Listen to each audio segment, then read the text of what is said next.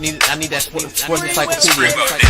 We Steve Kim. Got Trent in the cut. Yeah. Where you at, man?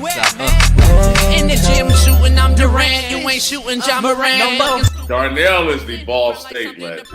I'm the Warren Central High School legend. Proven with a reliable source, straight from the mouth of the horse. Smitty and JB and Smitty from West Coast to Yost. I love talking ball. It's nice to connect with guys that are like-minded and just are real and genuine.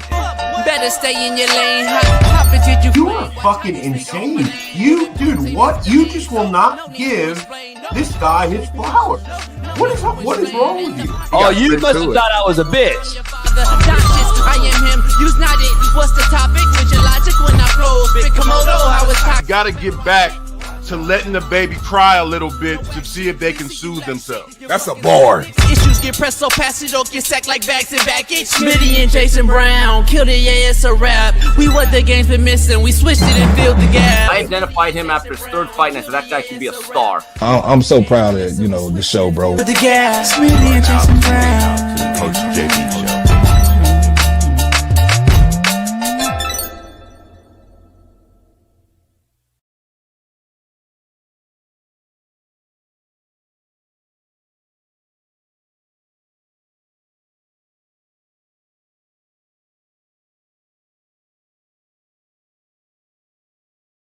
What up? We are in the building, and it is Truth Telling Thursday. And my mic seems to be working. We're back. Man, technical difficulties 2 days in a row. It is what it is. All you dick writers in the chat, it is what it is, man. Alan, shout out to you. Shout out to everybody in the chat coming on in here. Yeah, the old school song. I got to get back to it, maybe. We'll bring it back, We'll bring it back. But I appreciate everybody joining us as we start 10 minutes late. But hey, it is what it is, man. And nothing I can do about it. If I was clocking in, I'd be fired by now. 2 days in a row being late. But I'm not. It's my shit. So eat a dick up, bitch. Hey, it's a real loaded lineup today. Steve Kim, the Korean Cosell, will join us. We got a lot to discuss. And apparently, we'll see if Big Smitty shows up to work after being off for 4 weeks. For 4 weeks. I think it's his fourth 1 week hiatus of the year. We're going to find out. We're going to dive into it, though. But shout out to everybody in the chat. We had a great Wednesday show, big Wednesday show. 1,600 on a Wednesday was big. So we had a loaded lineup yesterday. A bunch of coaches in the office came to break down some film. We're going to break down some film today as well. Smitty and I are going to get on the big board and show some film. Washington Commanders, Eagles matchup tonight. We're going to break those two teams down as they match up tonight. So we're going to break that down. Smitty and I will. But this show is powered by BetUS. So head on over there, use the promo code CoachJB and get you a 150% bonus on your first deposit up to $2,000. So make sure you head on over to BetUS today and tell them Big Smitty and JB sent you. We'll be giving you our Thursday night picks tonight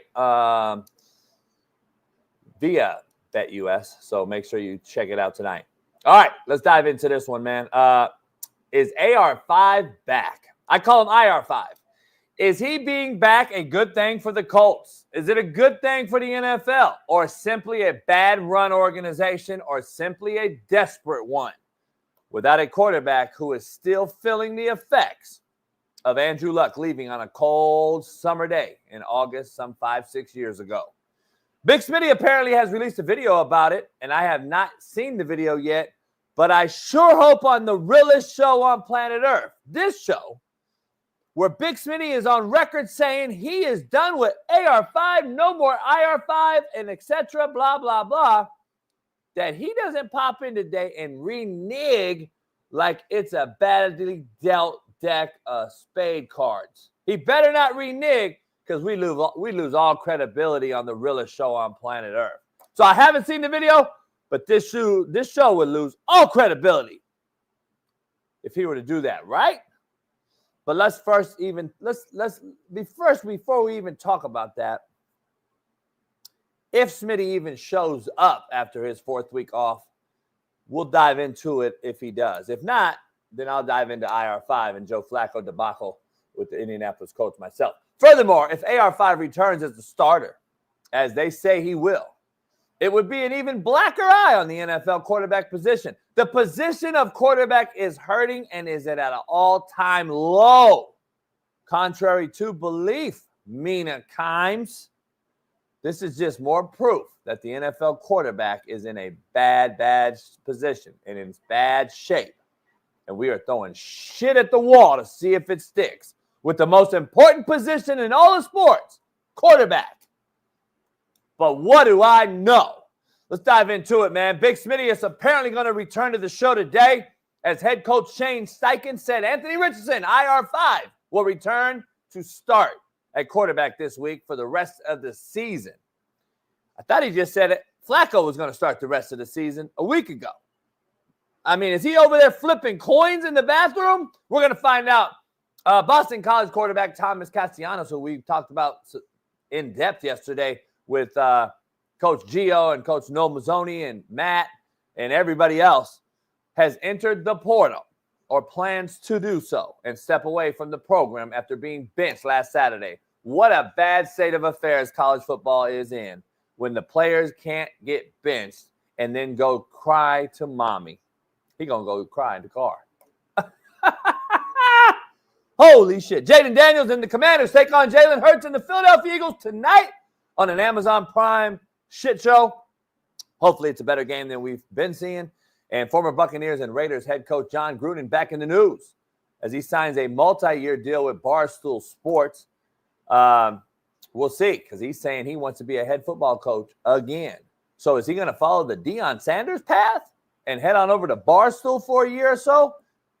Get his name, image, and likeness up so he can get a job again? We're going to dive into that one.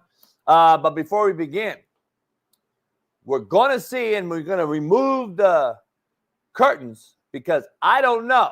I'm hearing that he was coming back today. I haven't seen him. My mic's been messed up. So I haven't peeked through the blinds yet and seen. But if he is, let's just do his intro in case. And then if he's not in yet, I'll just start the show. And then if he pops in, we'll see. But got an interesting poll question.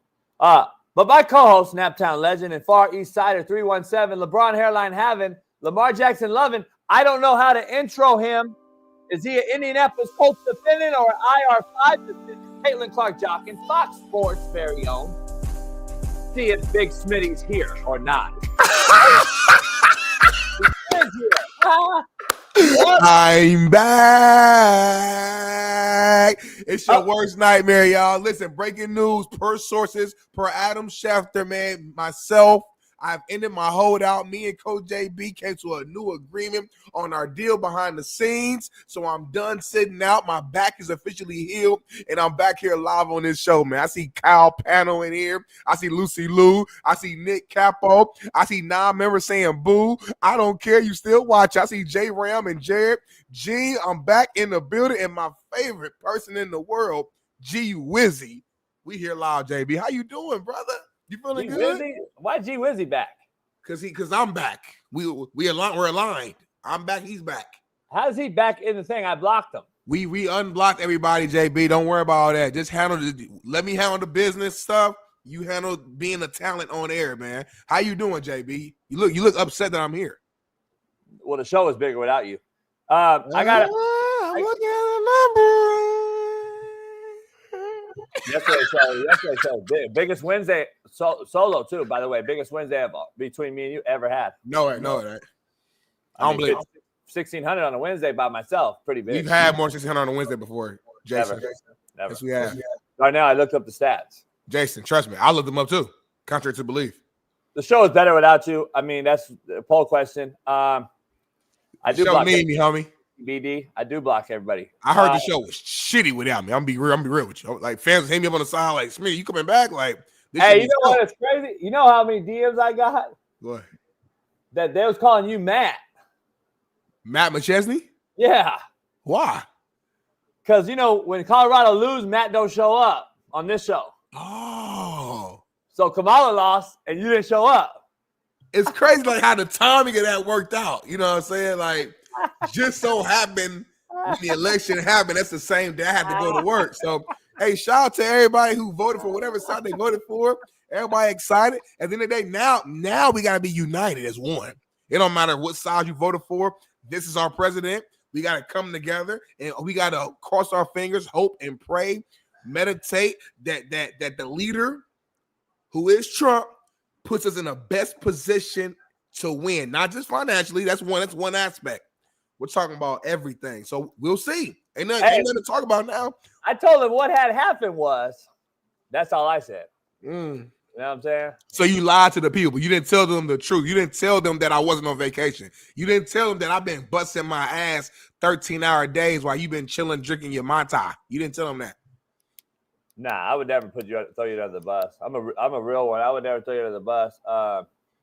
I even defended you when you were gone if you didn't see the show. Because you didn't probably watch the show. You don't invest in the show when you're not away. I couldn't watch because I was working at the exact same time. But we see video driving, though, at like 6:50. The show's been on 50 minutes. You could have been on the show for like 45 minutes. But yeah, I don't know what I know. But, it is what it is. That's an excuse. If you were coaching for me, I'd have fired you. But you can't fire me, though. I'm like the starting quarterback. You know what I mean? Like you can cuss me out. You can be mad at me, but you got to put me in the game. I'm too good. I'm too good. You can't bitch Lamar Jackson. I would. Two-time MVP. No, you wouldn't. You crazy as hell. I would. Huh. You lose your job too, homie. I start Tyrod Taylor. Let's get into it, man. We got this show's powered by BetUS. So head on over to BetUS today and tell them Smitty and I sent you and use the promo code CoachJB. So make sure you head on over there today. 150% bonus for tonight's Thursday night matchup between the Eagles and the Washington Commanders. It's going to be a very interesting game. Smitty and I'll break some film down later on of those two. We got some newer film. We got last week's games in the queue from DV Sports. So shout out to DV Sports. But let's get to the quote of the day, brought to you by BetUS.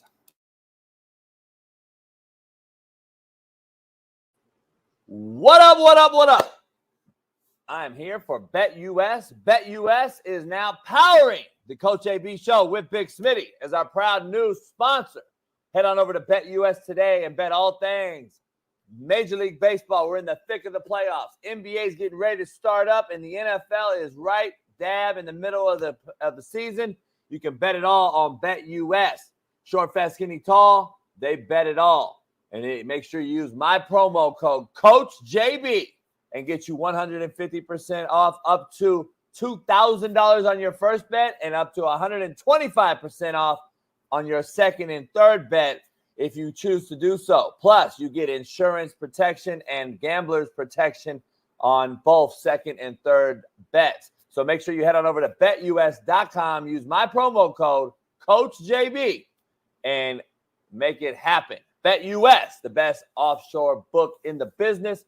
Head on over there today. Is our proud new sponsor, the Coach AB Show with Big Smitty. BetUS. Go check it out.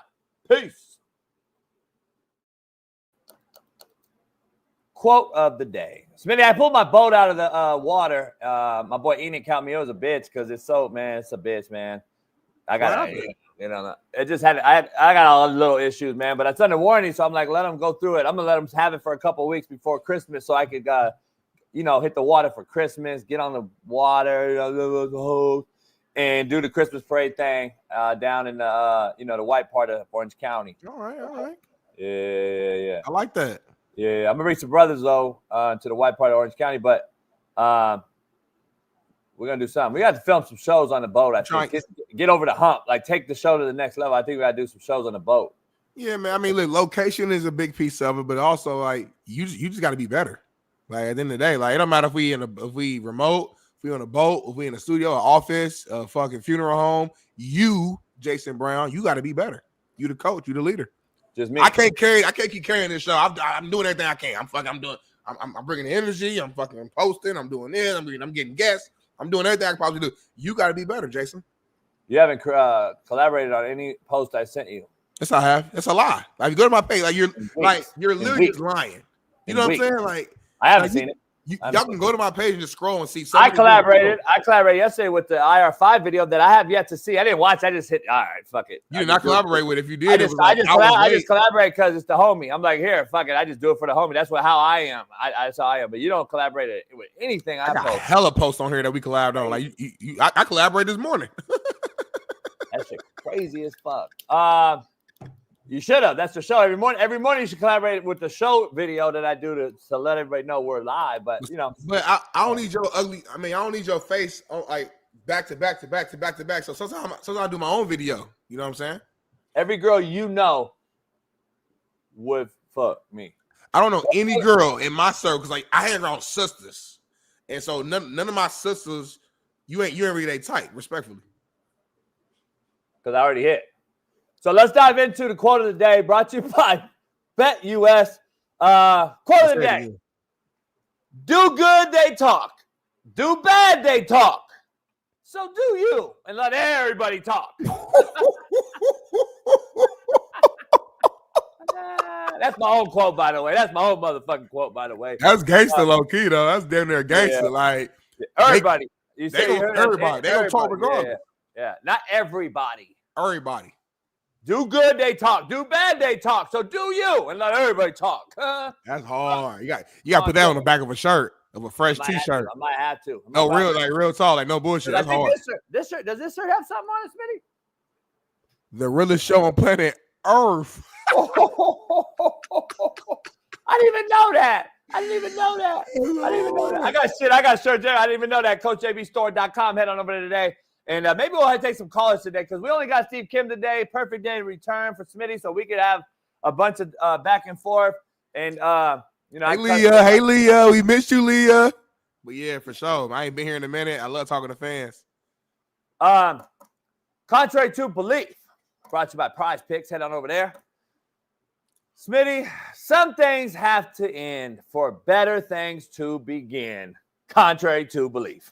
Real simple. Straightforward and simple. That's straightforward. Real simple. Like you think you're doing good, and you might be doing all right, but sometimes you got to end good to become great, or just be okay with being mediocre your entire life. Up to you. Yeah, mediocrity is Smitty's new excellence. I mean, your guys' new excellence, not Smitty.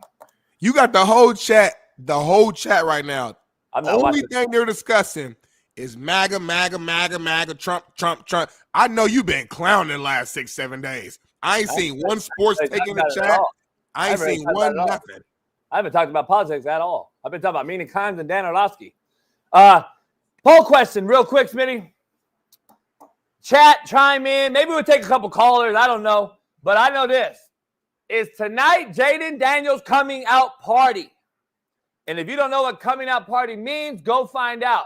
But is this his coming out party tonight? Because Jaden Daniels is his clear, probably rookie of the year front runner. He's been in the conversation to MVP. He's got his team in the conversation. If they win tonight against the Eagles, they're in first place solely. Is this his coming out party? Meaning he has a ball. He's going to ball out tonight. He's going to show everybody that he's here to stay. He's got a Washington Commander team where other free agents may want to go to now because they got a franchise quarterback. Is this his coming out party tonight on Amazon Prime? I believe so. I'm going to say, yeah. The Commanders haven't lost. I mean, they lost, 3 games? So I don't think they're lost back-to-back games all year long. They came off a tough loss last week against Pittsburgh, and it still was a hell of a game. But this is prime time right here, literally on Prime Video. And I think Jay Downs is going to have the best game of his season against this Eagles team. I'm expecting a great game right now. I think Jalen Hurts is going to play well. I think it's going to be a back-and-forth game, high-scoring game. I think Jaden Daniels is going to do something special. I'm thinking, 3+ touchdowns total at least. But more so than just the stats, I think we're going to, if you watch the game, he's going to be the clear-cut reason why Washington gets the win tonight. I'm picking Washington. I'm picking Jaden in a big way. This cat's the real deal. And it's crazy, like, seeing his demeanor, his leadership on that field, how he stays so calm, cool, collected, regardless if it's a high or it's a low. It's crazy. Like a lot of people didn't see this, coming out of college. I know you, a few others, had Jaden above Caleb Williams, but the mass majority was all on Caleb. Now listen, I know it's just year one, but the way Jaden is playing, this doesn't feel like some rookie, just like magical year. This feels like no. This is who he is. This is who this cat is. And man, like I think he's special, and we're gonna see that tonight. Washington wins this game. I don't know if I could bet Washington tonight. The Eagles are rolling right now. They rolling too. That's why it's gonna be a hell of a game, JB. You know my boy Sheldon's on the Commanders too, so I might be a little biased. Yeah, Commanders clucked the game last week, jumping off sides. Yep. I was like, hope that ain't Sheldon jumping off side. No, they should have put Sheldon back in and had the rookie in there. Yeah, undisciplined shit. That's what we see in college football because we allow it, that we don't coach it, and then that's what happened. You know, they would have just punted the football away, and then they would have got the ball. Probably got in the field goal range 3 or 4 plays and won the game. Literally. So I'm curious to see how they it's crazy how that game ended too, because I think it was a 0.5-point spread. That shit crazy to me, how Vegas, I don't really understand. Like, how does Vegas really know? That's the weird. But they've known forever. So I don't know. But I know this. The Jalen Hurts and AJ and all those guys are balling right now with Saquon in the conversation MVP. It's hard. Even though I'm not a Sirianni guy, they're playing as well as they've played since the Super Bowl run a few years ago. So we'll see if they're back or not. Washington's defense is pretty good. They got McLaurin in that offense with Robinson on with Jaden, and I like what Cliff Kingsbury's done with Jaden so far. So we'll see. But the Eagles' defense is as good, if not better, than the Steelers' defense. And Jaden has to get ready for that. Plus, I believe the Eagles' offense is better than the Steelers' offense. So can Washington show up today and get a big win? They need a signature win. I don't think Washington's beat anybody with have they beat anybody with a 500 record? What's their schedule like? They beat. Let me see. They beat the the Bucks beat them. Okay, they beat the Giants. They beat the Bengals. They blew out the Cardinals. So I think the Cardinals is above 500. Yeah. That might be it. Let me see. Yeah, I think the Cardinals are it because I think that's it. So. What y'all laughing at right now, homie? Bailey, you did a graphic for it or what? Or are you just seeing it? Is Bailey just waking up and seeing it? I think he's just not really like going through it though, like really like seeing the names and stuff like that. Yeah. So he just laughing. I figured we'd do a like an inauguration because see the thing is, Smitty, I don't know if you know how politics works and how government works. I have no idea. So he got elected and all that, but he still got to get inaugurated in January, right? For sure. And that's why I think there's still a deep state play going on. I think they're still going to try to, I think he can still, you know what I'm saying? You're the biggest conspiracy theorist I know. I would be like, you wouldn't even see me till January. As much as they try to get his ass, you wouldn't see me, and I'd be surrounded by all hood cats. Because I'm going to run for governor of California anyway. So when I do that, Smitty, I'm going to hook you up with some free rent. Hey, say no more. Say no more. Hey, I went over to BP. I went over to bro. Hell yeah, I don't care what else you do. You own whatever your policies are. If we got free rent, fucking good. That changed my life. Huh? Just y'all? I'm hitting the Mexican homies though. Mexicans and blacks. Because Mexicans won the election. They did. They Mexican men. They did it. Cisco and Ruben got it over. I know they were campaigning for all their people, all their family, and they. No, I'm saying Cisco and Ruben though were the last 2 votes that put it over the 40% thing for the Trump won easily. We knew the first hour it was over. So, and the whole time you was like, man, I think they gonna rig the election. What? They won it last time. They gonna rig the election. I don't trust it. Man, he beat her ass. But that's what I'm trying to tell y'all. Relax. Right? All conspiracy stuff, relax. Hey, Smitty, they were trying to rig it again, right? They got caught. Stop believing they say on Twitter. We are a democracy, homie. Stop believing all the things. Votes matter. The system works. Too big to rig, Smitty. If they didn't want Trump in office, he wouldn't be in office right now, homies. Like, it's that simple. If that was the case. Come on, JB. Smitty. Too big to rig, homie. Oh my God. It was too big to rig, Smitty. It was too big to rig. Y'all Trumpers are hilarious. Like, I'll give y'all this. Y'all have ammo for whatever happens. Like, if he lose, it was rigged. If he won, too big to rig. If it was a tie, something happened. If no matter what happens, y'all got something ready for every scenario to make y'all always right. And I respect that. That's a good game. I need to see this. We got a problem out here in Cali though. See, Cali turned straight red. That's why I'm rocking this Diamond red today. And they rock a lot of red. And California looks red. I've been telling y'all red's red for a while, and everyone's like, "No, California's not red." I go, "Yeah, it is." You know we're the only state still, Smitty, that hasn't turned in our votes. Like, I don't care where you are, if you vote right or left, but come on, homie. I don't care what state. Do your due diligence as a state in our country and get your votes in, homie. Well, I don't know if that's true or not, but regardless, election's over, so it doesn't matter. No, California matters just for electoral votes. California's always been blue. I mean, it is what it is. I hope that, one day I'll see them turn. I think it's red. I personally it's blue. Nah, I think it's red. I'm just telling you. Cali's so fucking big. I know, and that's what I'm saying. I don't think it gets publicized. But why don't we turn in our shit? And I think that the governor, Newsom, should be held accountable for getting our shit in. Just like Arizona and Nevada were late. Every year it seems like. Come on, man. Shout out to Newsom. Shout out to Newsom. Shout out to look at this. Want to see a picture of Newsom? I sent it to Bailey. You should see him. Yesterday he was in your hood. That is got to be the greatest capture of who a person is ever. And you got a screenshot of a video of somebody walking. Yeah, I hear you. Yeah, I don't think you guys. I guarantee I take a screenshot of you walking, a screenshot of me walking past a homeless person. I guarantee. You know what? I won't speak on you. I know for me, for a fact, I don't always stop 100% every time. Have I given the homeless? Plenty of time. I've given them food, clothes, money, but some days I ain't got it. Some days I'm not doing it. So and it's a video. So I'm sure I can take a screenshot. I don't give about nothing. I don't give homeless. I don't give homeless shit.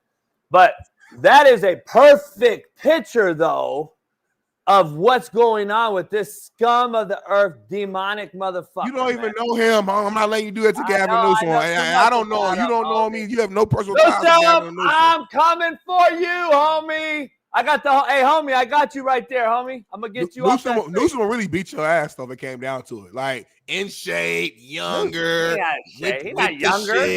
Newsom older than me. Tied to a lot of shit. Like, Newsom older, homie. He beat the shot. Newsom's way older. He in way better shape than you, homie. Newsom a fake ass Pat Riley. I beat the Pat Riley. Pat Riley a bad boy. That's my point. He don't want to debate me either. Pat Riley a bad boy. He don't want to debate me. Newsom 57. That's the same age. Y'all the same age. So like he'll put hands on you, homie. He's 10 years older than me, homie. What you mean? Ain't you 55, 56? I would choke shit out. I'd have you right here and Newsom like this. Don't even bring me into it. I'm a whole other fucking beast and animal. My mindset different. I'm hey, stronger. Hey, look. Physical.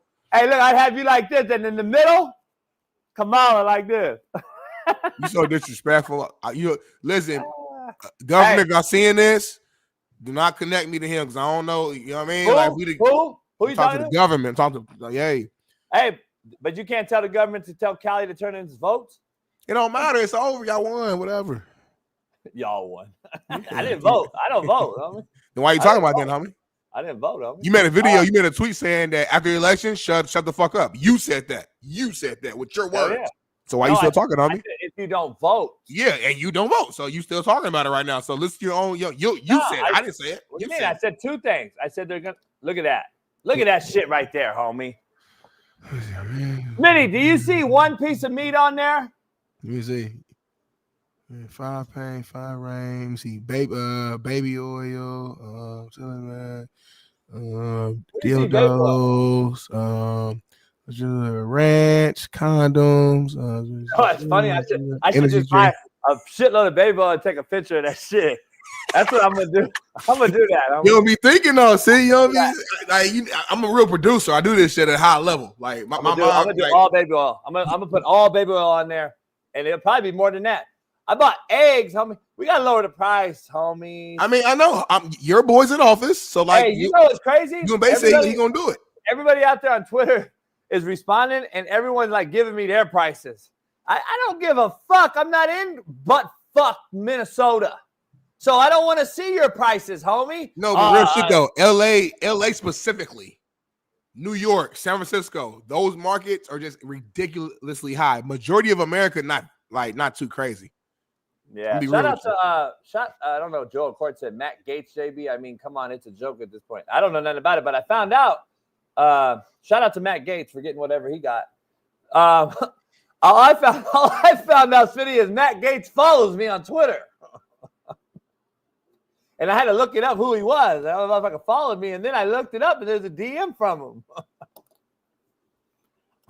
We'll dive into that on another show, homie. But I didn't know. He had like millions of followers. I was like, who the fuck is Matt Gates? Motherfucker just got appointed to like whatever he got appointed to. What is he? What is he going to be? Oh, you talking about Buddy? Yeah. I saw that yesterday, 2 days ago. Yeah. That motherfucker DM me, homie. I don't know if I should respond or not. I mean, that's your people. I don't know why you like trying to be 1 foot in, 1 foot out. Like go all the way there. That's your people. Elon Musk, Dana White. He the Attorney General, them your people, homie. He the Attorney General, homie. Joe Rogan, all them. Hey, no, for real. Like I don't fuck with Joe. I've never watched one episode. Those are all your. That's all your circle though. Dana White, all y'all in the same. Damn, well, I don't fuck with Dana White. Le'Veon Bell, Antonio Brown, like y'all, that's all. Like you know what I mean? No, I don't fuck Amber with Rose, that's your people. Who? Amber Rose. Oh yeah. Hey, Kamala paid like $20 million to some bitch ass rappers who can't speak, and we thought that she was gonna fix the economy, homie. She spent $20 million on Cardi B. I like what? But anyway, that shit was 3 weeks ago, homie. Move on. The fans want to hear about NFL today. We got the Washington Commanders. They want to hear about you. Eagles, 2 of the best teams in the NFC. They want to hear about you. Big time football weekend. Great schedule. What you doing, man? They want to hear about you, homie. Look at that. What's going on with me? My arm looks so good. That's a great picture of us. The lighting was good. Your hat was swagged out. Like, goddamn. Like all the females in the chat right now, who would you hit first? They might say both, though. They might say BOF. They might say both of them. BOFFUM, both of them. Let us know, ladies, right now. Here you got 25 seconds. Let us know. How would they hit both, though? I mean, they can probably go to me first, hypothetically, of course, and then go to you. That'd be a mistake. It would be because they be like, damn, like it's kind of like when you've had the best steak you could ever have, and then you go to fucking Outback and get their steak. You're like, it's cool, but it ain't really it's not my expectations. Yeah, they're gonna be like, damn. Ain't no ladies in the chat, so we gotta wait till ladies come in here. So where the ladies been at? There been some ladies lately. I don't know. Yeah, they left because they back. Let's see if they come back. We'll see. They didn't have that eye candy. They've been in for a whole week. They didn't have that eye candy, homie. Crazy. They've been out for a whole week. It's crazy. They put my chains out, homie. They had that eye candy, homie. It's entertainment. Looks matter. I'm gonna take a shot in the dark tonight on the poll question. I'm gonna say Jaden struggles a bit tonight. That's gonna be my take on it. Even though I like him and what he's done, I'm gonna tell you he takes a little bit of take a back seat tonight. He'll take a little back pedal, and they'll struggle tonight in Washington against the Eagles. I think Eagles take a stronghold on the division tonight. But we'll dive into it. Let's dive into the show, man. Powered by BetUS. Jaden Daniels and the Commanders take on Jalen Hurts and the Eagles. Smitty, real quick, we got some film to discuss. I think we knock it out right now to get it out the way to show the folks out there that what to expect tonight from the Eagles on D, from the Washington Commanders on O. It's vice versa. Is that how you say it? Vice versa. Something like that. Go ahead, Bailey. You can share it. Let's dive into it, Smitty, real quick. And I need you to do all the coaching part of this. No, I'm not doing nothing. I'm going to sit back as a player. I'm going to ask you questions, and we can go from there. Smitty, we're going to go straight to the end zone view because this is how I coach. I don't like the wide view. I don't like fucking coaching the prima donna wide receivers and the holdouts and the bitch boys. So I want to go right to the hogs up front. I want to go right to the hogs. We want to get to these dudes right here, Smitty, where you played right there, Smitty. The trenches. Yeah. So we're going to get right to it. So look, man, Noel Mazzoni and I broke this down last night. This is old school counter Trey Reed, Smitty. All right, so we're going to read the in man on the line of scrimmage, this guy right here. As you know, we're going to read that guy. This receiver right here is going to push crack or what we call spill the alley. So if this player right here becomes forced, he's going to go get him. If this guy stays here, he'll go get him. He's going to block most dangerous guy, MDM. This receiver, this running back right here is going to be a floater, Smitty, and he's going to come find work. He's going to either kick it out or he's going to wrap up in there. Wherever this wide receiver don't go is where he's going. So, great play design. This is a great play. This is a very similar scheme to what Noel Mazzoni and myself ran in college for a long, long time. So we get counter, misdirection. So we get full flow going this way, Smitty. So we're going to see, if this was Smitty right here, Smitty's going to see pull. And what are you going to do, Smitty, if you see pullers? I'm either, if I get a great get off, then I can get under that and chase from behind. But most likely, though, if I see pullers, I'm jab stepping, I'm coming over the top, and I'm chasing down the line. That's what I'm doing. So he's going to do that. And now, remember, my center is going to perform what we call a cat block. A cat block. That means center and tackle. So the tackle's leaving, so there's nowhere for him to have. This is straight down block. He's going backwards on the 3 technique, away from the puller, and he's solo on you, Smitty. The center's solo on you. You got to basically cause noise right here, right? I've beat this block multiple ways. Like I said, if I've got a crazy get off, which is it's rare to get off that crazy, you could get underneath it. But for the most part, this happens. I'm going to use my right hand to stab, called stab technique, into the chest of that center, and I'm throwing him down, coming over the top, and I'm sprinting down the line to try to meet that back where he's going. Now, we get misdirection, and now this is the new age stuff that we're seeing from college old coordinators and so forth. We're reading the guy here. So we're reading that guy on the backside away from Smitty. So now Smitty sees that, and now he's got to keep his eyes free right there. Yeah. Smitty has to be smart here, and the 3 technique here has to read this, and Jaden Daniels now is out the back door, and they got a big play. This is tough right here. That's a good play. That's a good play. Yeah, it's a big-time play. This is what the Eagles will have to defend. This is from Smitty's point of view right here. Here would be Smitty. That's the 3 technique away from the pullers. And now we get a little misdirection. You see 56 is bouncing out. You see the safety now is the filler weak. And now we're looking at a misdirectional counter read option play. And 45 right here is never going to be right. Look at his eyes. Look at his body. And he is the duck. He is the duck. He's the guy. I don't like the alignment too, the other D line. I don't know if they're coached that way, but like the 3 technique is lined up like in a super wide 3 on there with the back hit side. I would like him to be tighter down on that guard anyway with the back hit side. Smitty, they run the same exact play the other way. We broke this down yesterday because I asked Coach Gio, who's an NFL QB trainer that came on the show with Noel, and I said I think this was an automatic give this time to give Jaden Daniels a break because look at his trot after the play. He's really acting like it's a give. But they broke it down, and look, They ran the same play the other way, Smitty. And so you're going to see misdirection, RPO, etc. off of this type of stuff.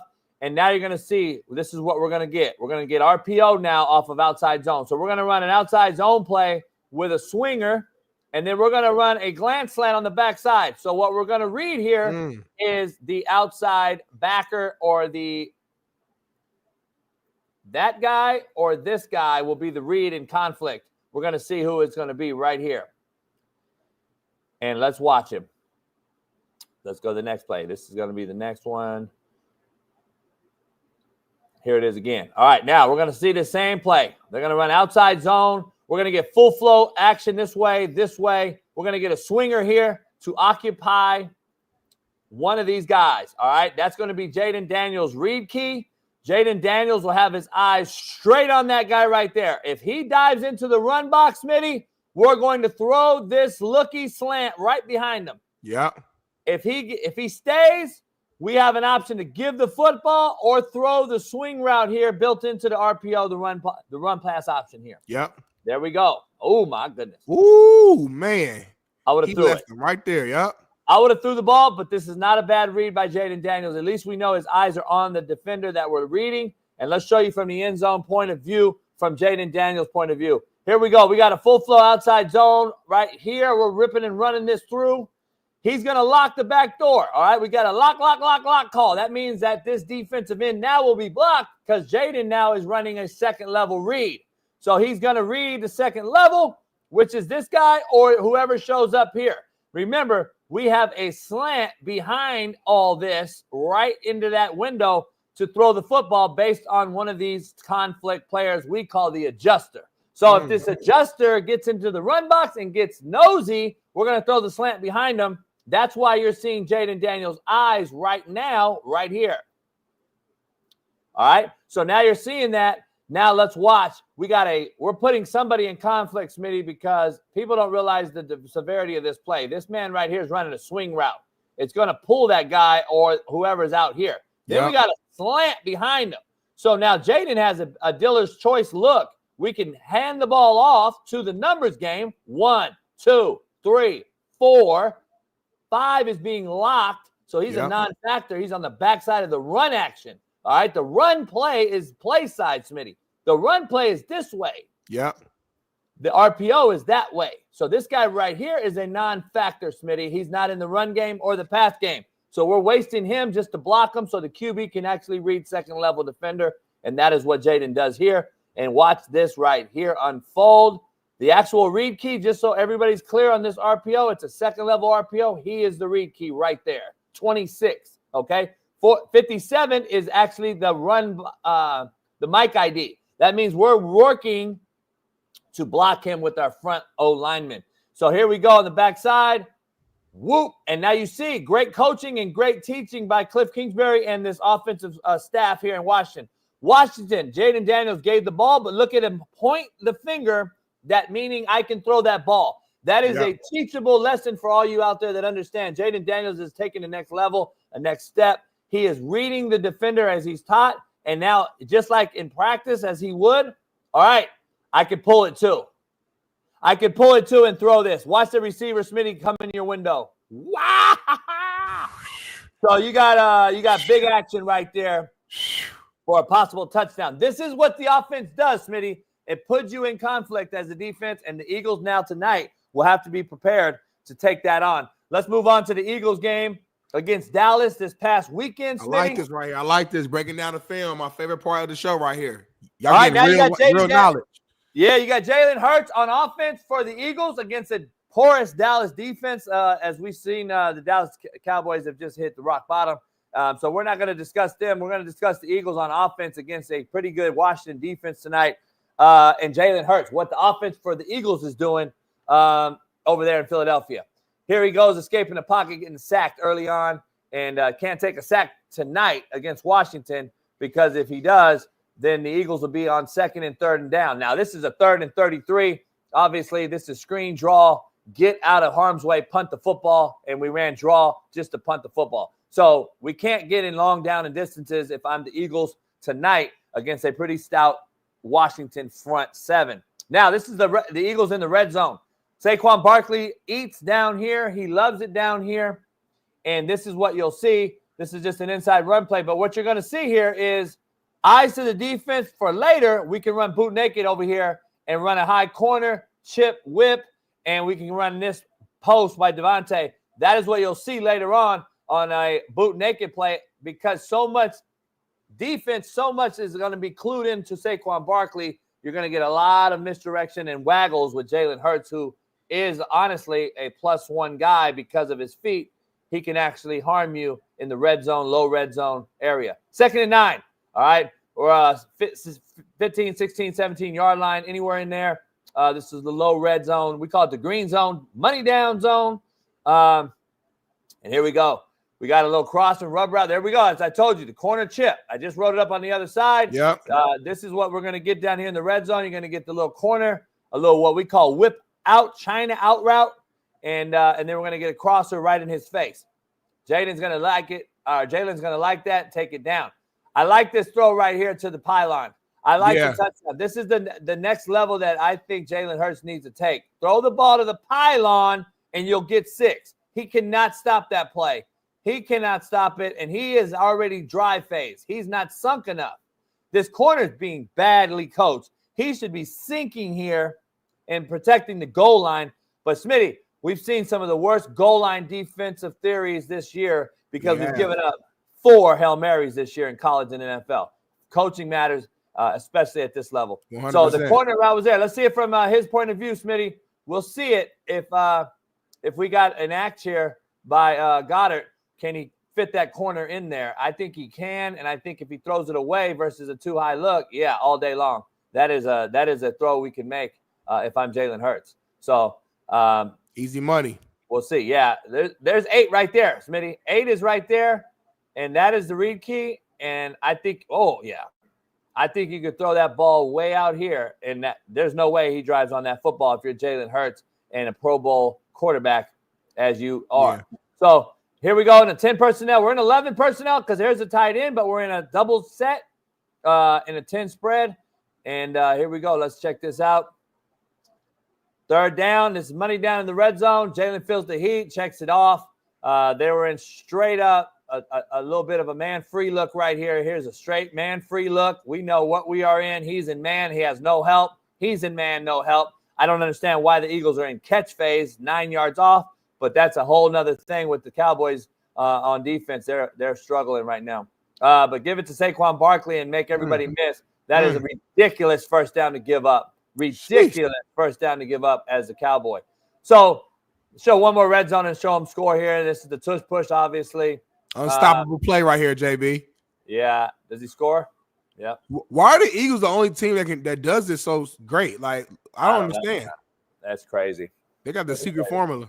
Yeah, they do. But look, man, shout out to DV Sport for getting that film to us. That is the game you're going to see tonight. That is the game you're going to see tonight. Yeah. Thursday nights this year have been kind of good, low key. I mean, there's been a few bad games still, but like Thursday nights been way better this year than last year. We've seen some really special games. Last Thursday was what? Ravens Bengals, if I'm not mistaken. Went down to the wire. I was at my little spot, Cosmo in Inglewood, watching the game. Yeah. It's been good, man. I'm excited to see it. Yeah. We're gonna take a commercial here, Smitty, for a couple minutes, but we got some shit I want to show you. A little bit of white people shit. Hey, I miss white people shit, man. What's going on? What you got for me today? This is a classic one. Take a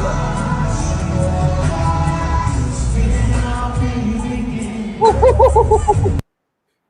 That's Keith Sweat.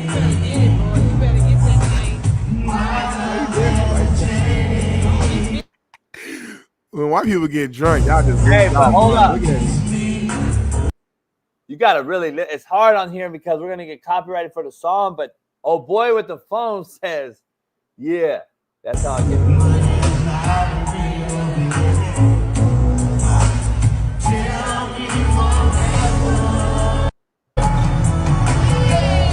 City, you gotta watch it alone because we're gonna get hit. Yeah. The dude sitting down on the phone tells old boy, "Yeah, that's how you get that dick in her."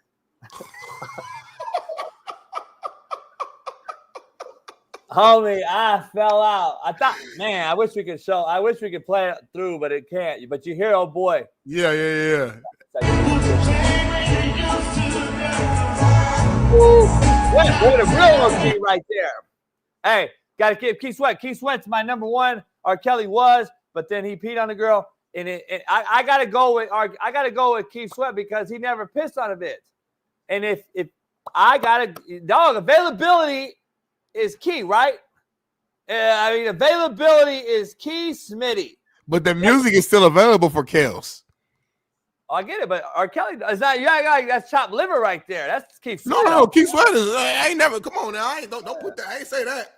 But R. Kelly, bro, when it comes to music, no, I get it. I love R. Kelly. A bad boy. No, I get it, and I can separate the two. You know what I'm saying? A lot of people can't. I mean, I piss on bitches. I mean, it is what it is. If they like it, homie. Huh? No, what did you say before we go to break? You said what? R. Kelly's cool and everything. I like R. Kelly. No. You were saying that you also do something as well. What did you say you did? I piss on bitches. I mean, that's all good. I can separate the two, homie. Anyway, we'll be back in 3 minutes.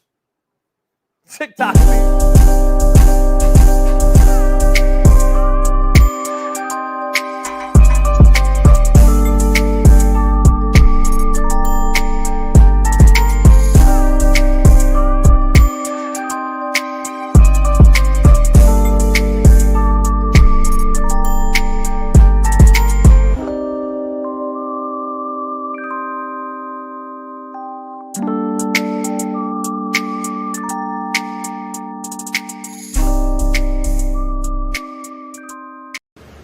Coach JB's Fastest 3 Minutes, brought to you by Slapdick Cigar Lounge and Studio and the Coach JB Show with Big Smitty. Let's get into it. Fastest 3 minutes. We start here with the Chiefs and Broncos. Queendom, oh my goodness. The Chiefs only play 90% of their games at home, and they get saved by the refs. Holy shit, Denver and Bo Nix look like they got a shot, but nope. We find Travis Kelce, a.k.a. Taylor Swift, for the touchdown. And then guess what? Andy Reid blocks a field goal. And oh my goodness, the Chiefs' Queendom stays undefeated. Patrick Mahomes having the worst season of his career, but they stay undefeated, 9-0. Hamburger Andy Reid. Bills and the Colts. Flacco looking like he's 45, and the Bills looking like they're a Super Bowl contender. 8-2. Take on the Chiefs next week. And oh my goodness, let's see what Josh Allen can do. MVP front runner right there. Addition by subtraction without the shitbird Diggs. Washington Jaden Daniels looks like Rookie of the Year for sure, possibly MVP, dropping dimes. But Russell Weirdo says, hold on. Let me throw a moonball to guess who? Mike Williams. Guess who couldn't do that? Aaron Rodgers. Holy shit. Here we go, the Eagles and the Cowgirls. And oh my goodness, Cowboys, you guys are horrible.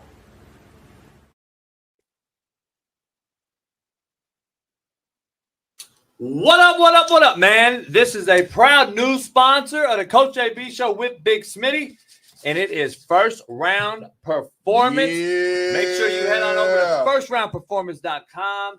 We got the merch, the gear. They are top-notch company. High quality, JB. All about the party here.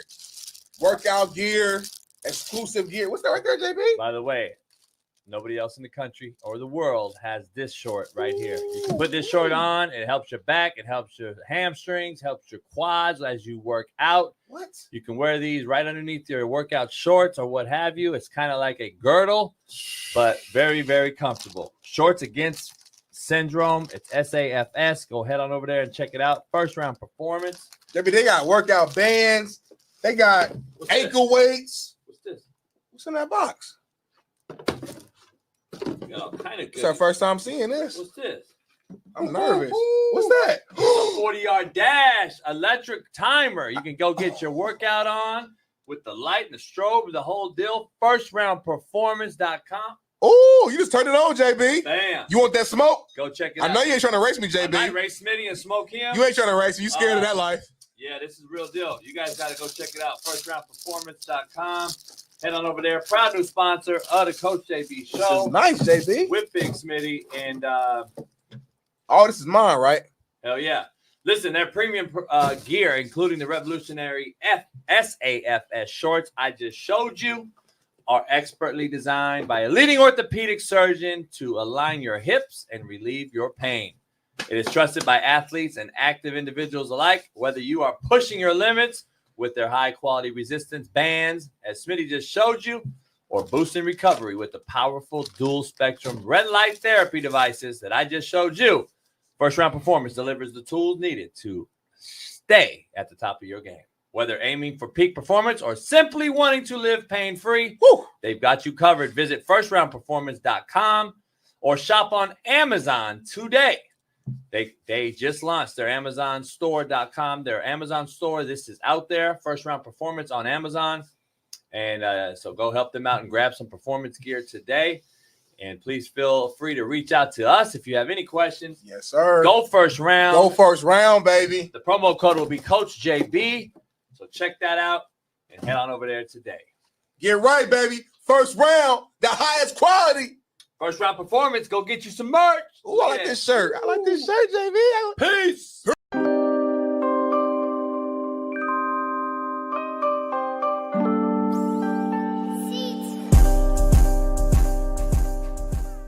Speaking of grown man,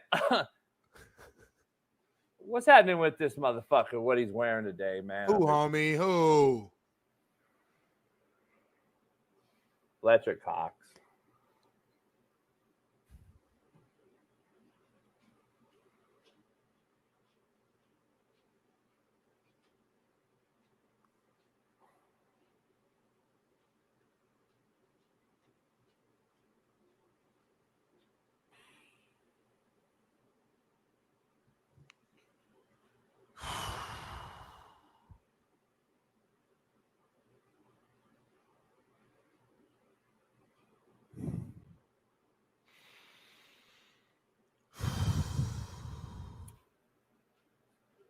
please bow our heads. Smitty, I don't know if you want to do this one. Because this is brother. Maybe you want to pray over a brother. We got a brother right here, man. We got a D line, man, a guy who's a dog. God, first of all, just thank you for another day. First and foremost. Can I pause you before you do this? Is that a blouse? I just want to get clarification before we pray, so we have the context. Is that a blouse? Yeah, I'm not gonna lie. I gotta take a deep breath, homie. Is that a blouse? I just want to know. I'm not sure what's underneath the suit. I'm trying to see. It looks like a sheet, but I'm trying to. A what? Like a pallet, like a sheet, like a pallet, like you making your bed. I'm just not sure. I've never seen that. Like, is it like how do you put it on? Is it just something you wrapped around? It's tied on the side. Why? Right here though. Don't move. I can't look at that, homie. No.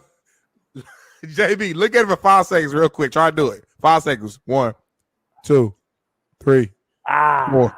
He couldn't get there. It's like Candyman. It's like Candyman. You can't do it.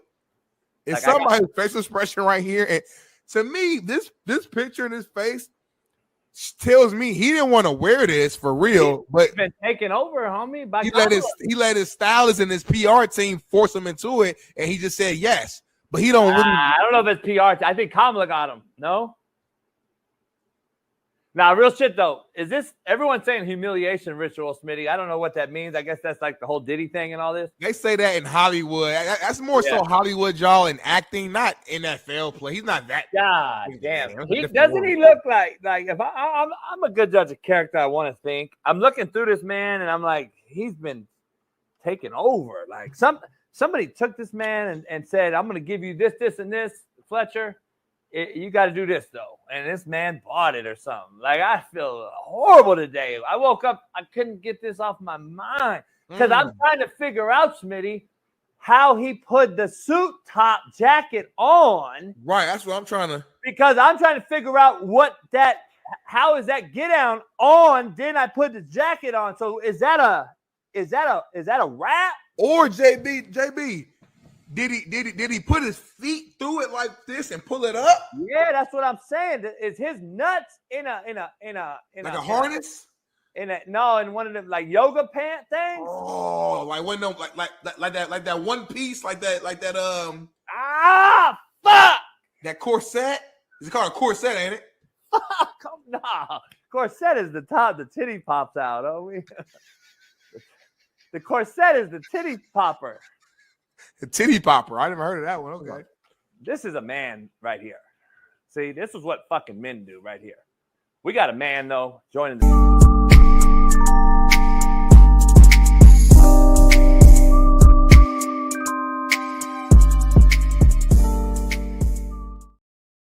I'm back like I never left. That means I'm all right. Somebody walk up to me. We guaranteed to fight. Ride your bike. Fly a kite. What's going on, y'all, man? I'm just rhyming like Dr. Seuss right now. I'm not really rapping for real. Hey, you saw Debo Samuel? You see his intro? You see Debo Samuel's ritual that he walked into the stadium with the other day? The all black no ritual, but he had his all black. Yeah, ritual. You called him the Black Terminator, I think. Did I? Did I? I don't know what I say. Hey, motherfucker, kill me. JB swear he don't be knowing what he say. I don't think I do. You posted the video, homie. Shout out to Paris. God damn. I'm cool with the upper though. The jacket down there fresh with the tee, but I don't like the shorts though. Jacket too short. Yeah, but it's a nice leather jacket, black tee with a chain. Like that. Oh, that's cool. The shorts is too little. They're not short. I don't wear the little shorts. Shorts. Them are shorts. It's a split on the side, but those are shorts though. It's a drawstring. There's no split in the middle, huh? Nah, the drawstring coming off the fucking. No, those are shorts. Those are skirt. Hey, Pac-Man Jones came out and said what it was. So on his podcast yesterday, homie, it's a fucking, what do you call it? What are those Irish skirts they wear? You know those Irish guys, the little. Yeah, I know, but these are not that. I'm looking at them like I'm not blind. Those are shorts. Yeah, you don't see the split, homie, up the ass. Those are like boxer shorts. Anyway, either way, you know what though? Everyone that came on the show when you were gone for 2 weeks, they said that it ain't about what he's wearing. It's the walk and the strut that threw everybody off. What are y'all saying though? Like I'm a real straight. I'm a real like transparent, straightforward guy. Like just what y'all saying? Like what you saying? He gay. All right. I mean, is that where you want me to go? I don't want you to go anywhere. I want you to say what you're saying. I don't want you to go. I mean, anywhere. you're asking me. I want you to say what you're saying. I don't. I say gay. I've been around Debo. I've been. You know what I mean. I've been to San Francisco, the Niners locker room. You know. You think he gay? You think he gay? I know he ain't. No, you don't know he ain't. I know he ain't. He wasn't gay that day. I know he ain't. No, you don't know. I was around the team for like a couple years during one of their Super Bowl runs. So like, did you know Jeffrey Dahmer was a? Listen, JB, we understand that these famous people dress weird. It is what it is. I don't know why. Don't matter. Call it what it is. That doesn't define what they do at home in their bedroom. Call it what it is, though. That don't mean that's what they doing, homie. Every brother in here, except for Smitty, agrees. He's zesty as a motherfucker. The thing about me, JB. Everybody. The thing about me, JB. I don't care about other people's opinions. I care about my own opinion, number one, because what I say is a fact to me, number one. Number two, call it that. People in the chat have no connection to anybody. No. They get all the information through our show. But so you call it an opinion. Don't say no one was in locker room, not just Sheldon, multiple players, and I've been up like I know he's not. Hey, but you don't know he's not. So wait, so when you go out and you say like something so like you trying to be funny, but when you tell them to say something so like he's gay, he's this, he's that, people will take it and run with it. What if somebody came out and said JB was gay? But you on the other side are saying you know it's not. Stop saying it. It's not a fact, homie. It's your opinion. It's your opinion. Damn. So hold on, homie. When are you gonna get over this fact thing? Me saying that you're not gay. Is that my opinion? Opinion, yeah. Oh, okay. All right, cool. All right. Well, everything's an opinion then. Cool. Isn't it? You don't know. Yeah, I guess you're right. Technically speaking, I don't know what you're doing at home. Technically speaking, you're right. And you have said some questionable stuff about, AE and what you like to do. So who knows? You leg me up. So who knows? Yes, who knows? I told you I like my leg like that in a bit. Yeah. And to me, that's But so that's worse. That's worse than the shorts to me. Way worse. But but the key is a female though. That's the difference. Anyway, we got a legend in here on Smitty's first day back. Smitty's first day back. Having no AE. Smitty's first day back. He just got out of jail. I think Smitty's wife. I think Smitty's wife had actually kept him at home and told him you can't be around JB this long. And I think that's what really happened because I took a poll question and that's what I'm getting on the chat. But anyway, that's a whole nother thing. But that's my opinion. It's your opinion, though, right? Yeah. I don't say fact. I don't say fact unless I know it's fact. Fact means it already happened in life. That's history fact. You say fact as if it already happened. You say fact. AR5 is the best black quarterback ever. I ain't say that, but I do say this though. Lamar Jackson is the best quarterback in the NFL. That is a fact. But let's move forward. It's not a fact, but I say this. Let's move forward though. The Korean Cosell and the legendary himself and the crouching tiger hidden dragon with the filthy silver top. Stop being racist. Is in the chat. Look at that picture. God damn. Where's the silver picture? I like the silver one better. Steve Kim joins us. Everybody, pound that like and clap on what's going on? What's going on, fellas? How you doing? Good Steve, I don't know, man. I just got to know, whose show are you breaking your news on? What's going on with this news that you have? Big things. Can't really talk about it, but 9 a.m. Pacific, 12 o'clock Eastern, groundbreaking announcement will be made regarding yours truly. Very excited, very nervous, but hey, things are happening. Very nervous. You're not moving, right? You're not moving? I can't say anything. Damn. Cannot say anything. Cannot say it. By the way, I cannot wait till Saturday. Mediocre, a lot of games, college football palooza, but I'm sure the food will be elite, Coach. I'll be there at 9 a.m. Is Mario Cristobal hiring you? I cannot say anything. God. Are you becoming a head coach, Steve Kim? No. I'm not going to say anything. People, I know we're gonna keep messing with you. You're gonna have to go on my Twitter account at SteveKim323. That's a hell of a cliffhanger right there. Make sure all y'all follow Steve right now. I already tweeted it out a few times, so make sure you guys follow Steve Kim. And by the way, guys, before we get started, just one thing of politics. I mean, I gotta call Donald Trump Chuck Daly. What a dream team he is assembling! Wow, Chuck Daly. Yeah, dream team, 1992. I mean, wow, the team, the cabinet and the team and the infrastructure he's putting together. He's already making us great again. But anyway, guys, what's going on? How you doing? Just want to get that. Well, we need to make California great because we're the only state that hasn't turned in our votes, and I got to run for governor. I'm thinking because I got a lot of backing. You get my vote. I got everybody. Vote. Hey, Smitty, real talk. I got people like John Daly and Urlacher and Pat Perez. They're like, hey, we'll throw some dollars. Let's do it. So, will Smitty run with you and be your cabinet member? I'm like, yeah, Smitty will run with me. He could be my. I'll probably vote for you. Yeah. Probably. Yeah. Would you be my Can I hire you as my DEI hire? That's canceled now. There's no more. There's no more of that now. Trump already dropped all that.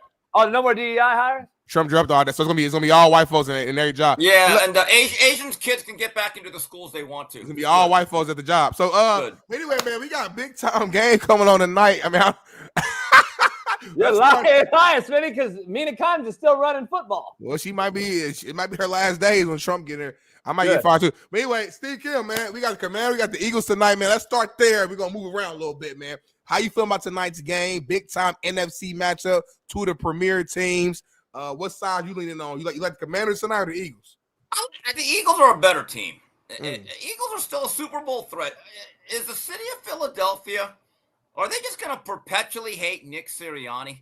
I don't get I kind of get it because of his bro behavior, but this is a guy that he could lift the Lombardi trophy up, right? And then go to the victory parade. And that's it. They probably boo his ass still, half the people. I don't.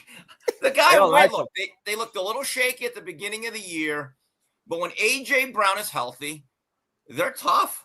Yeah. They are tough. And I get it. Hurts is not a perfect quarterback, but he's a very effective one. The Eagles are an absolute threat. Look, they fell apart last year. I get it. But there's something about Sirianni that he can win every game 50-0, and there's going to be people that still are on his ass. I get it, but I don't get it. You think it's straight solely him, or is Philadelphia just that place? Because we've seen Barkley in Philly, Iverson. Everybody's been booed there. So, I get Iverson's a legend now, and Barkley and Dr. J. But, in the history of things, Ron Jaworski was booed. They're tough people. They have standards. But Vermeil is pretty beloved. Barkley became beloved after the fact. They loved Iverson. Yeah. They didn't like Iverson. And look, I kind of respect the fact that Philadelphia fans aren't just going to sit on their hands and just always go with the flow. You got to have, it's a tough media market. There's I'll tell you one thing. When I was in Nashville last year, and I got to meet Seth Joyner. Mm-hmm. That's a serious human being today. He's got an aura about him, and he does a podcast. He does his own shows about Eagles football. You want to talk about the most blunt, honest individual that does not hold back, good or bad. It's amazing, but to me, he kind of represents the Philadelphia philosophy of, hey, you're being judged and we're going to have a standard here. Yeah, man. We'll see. I think it's going to be a good game regardless, of what side we on. I got Washington winning a close one, but I understand why you're on the Eagles side because they have been rolling and they're more of the proven team. But transition to your Miami Hurricanes. I'm sure you saw this, but your quarterback gifted his entire O-line with some personalized chains. They said he has about $2.1 million NIL valuation.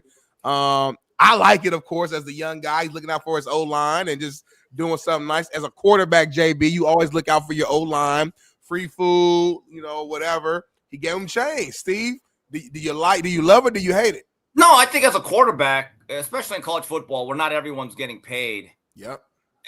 You better spread the wealth a little bit to make sure that there's no dissension and the fellas up front are kept happy.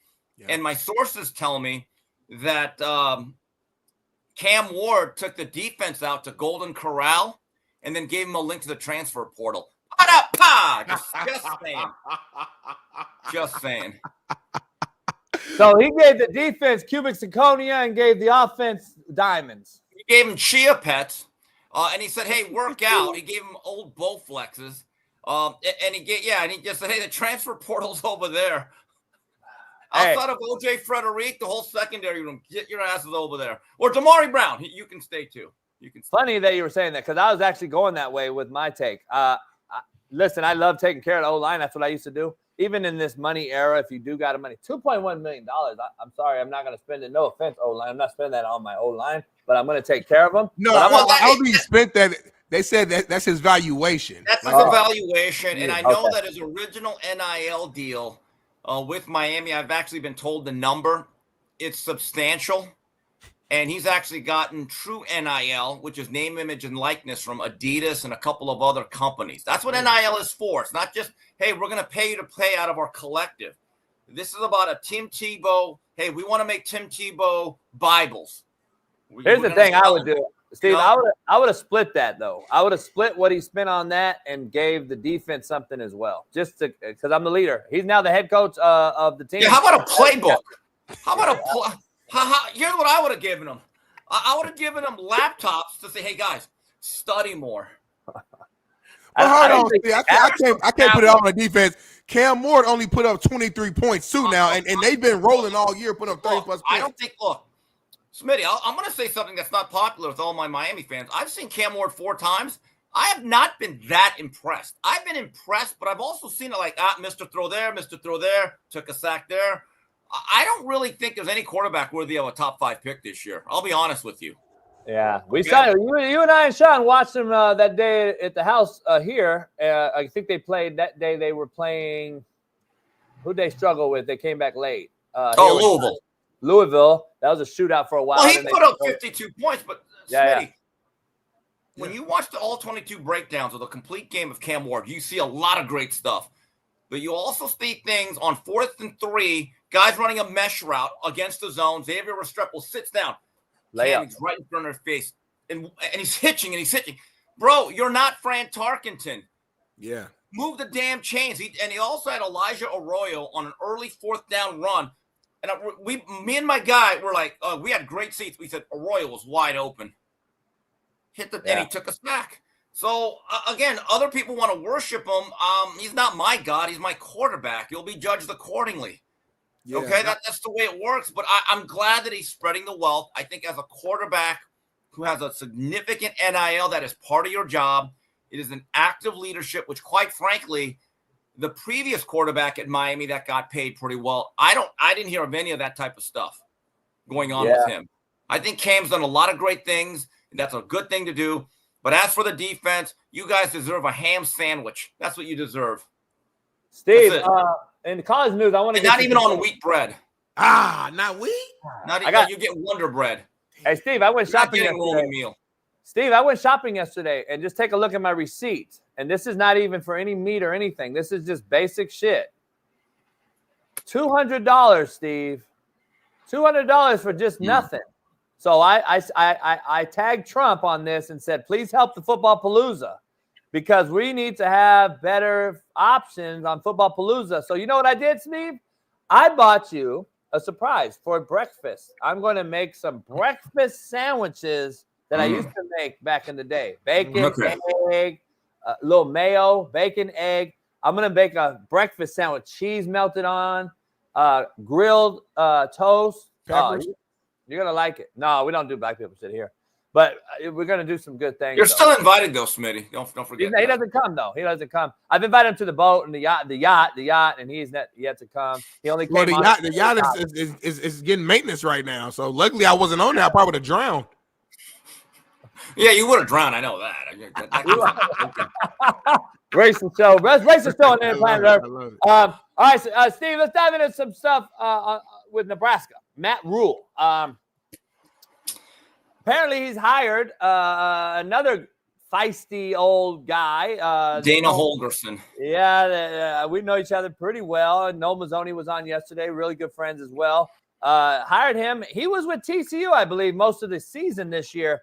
And I had Coach Gio on yesterday, who's an NFL quarterback trainer, and he's like, none of us get the move, Steve. You're in tune with a lot of this thing that's happening in college football. There's a video, I think, JB, real quick, if you want to play it. Yeah, we will. Give me one second. I just want to ask Steve and Smitty, what does this do for the program going forward? Because Dana Holgerson's usually in some sort of consideration for a job every season. Well, this is about making sure they don't waste Dylan Raiola. But how do you go from TCU in the middle of the season to a new program and then run the offense? I don't see it. Well, it's desperation. Look, I'm a big Matt Rule fan, but this season has fallen apart. They've become a bit of a disappointment. I mean, look, I'll say it right now. If they rematch Colorado right now, Colorado would win that game. Bad. I just show you the development of the two teams. But Dylan Raiola is the type of guy that doesn't come around Nebraska often anymore. And so you got to make sure you do not waste that run. And this was supposed to be a year where Matt Rule wins 8 to 9 games. And now you're thinking, okay, now we've got this thing foundationally set. Let's move forward. But you're supposed to beat UCLA at home. Yeah. You know, and they got outplayed. So this there's no doubt that is a desperation move. And maybe Matt Rule thinks, you know, I'm not going to wait till spring ball or off-season conditioning to change my offense. I got to show Dylan Raiola and his parents, even though they are Nebraska Cornhuskers, hey, don't think about the transfer portal. We're going to take care of you here. Let me ask you guys this, because I feel like we were all so high on Matt Rule at the beginning of the season, his first couple games and off season of how he's built this system and the structure of Nebraska and did it his way. They look bad now, man. Like, is it time to like pump the brakes a little bit on Matt Rule? Was he overhyped? No, Smitty, I look at his track record and it's very good. He's a very good college coach. But the one thing I said about Nebraska is that they don't have a lot of speed outside. They have some decent guys like Barney. He was a Miami commit for about 2 minutes. I think they have decent receivers. There's got to be an emphasis this offseason, and I got to look at what they're doing recruiting. They got to bring in some fast guys to take the top off the defense. I think they're very pedestrian. They have a decent set of running backs. They have a very good tight end, but I don't know if they have a guy that scares you outside. And when you have Dylan Raiola, you better equip him with some weapons on the perimeter. Steve, listen, we praise him and Dabo Sweeney for saying, all right, they're sticking to their guns. They're not going to go to the portal. They're going to not keep up with the Joneses. They're building some sort of continuity and a culture. And now, you know, Clemson has a bad loss after going on a run after the loss to Georgia. And then we're like, okay, maybe they are legit. They got a defensive line that's NFL ready and blah, blah, blah. And then Nebraska, we see them beat Colorado, and then we're saying the same thing. Oh, there's a culture there versus a band of mercenaries. And now the band of mercenaries talent wins in the long run and coaching loses. Coaching's overrated. And I say it every day. Bottom line is you need a culture. You need to do all those things. But if you don't have the Jimmies and the Joes, it don't matter about the X's and the O's. And Nebraska right now looks like a farm team school in the middle of nowhere on a bunch of haystacks that don't match up with the rest of the country via talent. I'm just saying that's what they look like. And UCLA should not beat them. And the teams that they're losing to right now should not beat them. And here's a video real quick of what's going on there with the Raiola and Holgerson thing. My 2 cents on it is if that Matt Rule didn't make a move, the odds of Dylan Raiola not being here next season go up dramatically. And so I think that they had to do something. And bringing in a coach of Dana Holgerson's pedigree and his offensive background and the number of quarterbacks that he's developed, taken to the next level, that's all of a sudden a much more appealing sales pitch for Dylan to stick it out here. And I can guarantee you with 100% certainty that he and his camp have received, tampering phone calls and people checking in, seeing if he wants to explore his options. But, I think that this is something that I don't know if they made it just to appease Dylan, but I think that maximizing Dylan Raiola was at the forefront of why Matt Rule decided now was the time to do something. Steve, here's my thing with that, Steve. So what? Let that fucker go. He ain't that good. Number one. Number two, let me go organically. Wow. Now, wait, here's the thing, though. Let me go organic. I hate it. That's a very talented guy who's under a underperformed a little bit. It's not like they can get another Dylan Raiola. This ain't Alabama or Georgia or Ohio State. Listen, it goes back to the whole argument of the non-organic recruiting fashion and manner that we're going about this in. And I just, if it was me, now this is just me, I'm going to go get the best high school kid in America. He may not be from Nebraska because they don't have a lot of that's talent. what he was, though, Coach. That's what Raiola was, though. I get it, but he's not one drop back quarterback in the high school. Yeah, he has it. He has it. Right, that's the issue. Maybe that old school stuff don't work. They trying to do it. That old way ain't the new way. You got to go to the portal. It ain't an old way. There's a guy named DJ Lagway out there in the same class, homie. I would have got him all day long. No, but he gonna leave this year, homie. He gonna leave. This guy Raiola is a hype. I'm just telling you. Smitty, keep this in mind. Billy Napier is getting another year, and I think that was in many ways to keep Lagway in the fold. Now, whether he stays or not, I don't know, but keep this in mind with Dylan Raiola. His dad was a legendary offensive lineman on those great Nebraska teams. So there's a family tie there. I think that part, Steve, you just touched on plays into this more than what we're discussing. The play on the field is very below average. I'm just going to be honest. This kid is a hype to me, and now we're trying to hold him there, and it's going to cost the man. Well, okay, Coach, if we did this show 24 years ago, we'd be saying Carson Palmer is a bust. He sucks. He can't play. I don't know. When Norm Chow came into his life, my uncle, suddenly things changed. Yeah, but he always had the measurables, though. This kid, I don't know. Well, the one thing I tell Dylan Raiola is this: God damn it, get a flat top, do everything. You're not Mahomes. Yeah, be you. Be your own. In fact, I don't even want you to have a white girlfriend. Get a black one. We're really not going to let you be Mahomes. I'm not getting a glacier glider. No, get a sister. Oh, yeah. I'm with you. Yeah. Okay, yeah. I'm with you on that. And I want a flat top fade like you're leading a cameo or Big Daddy Kane in '89. But stop the Mahomes impersonation. It's bad. He does everything like him. It's terrible.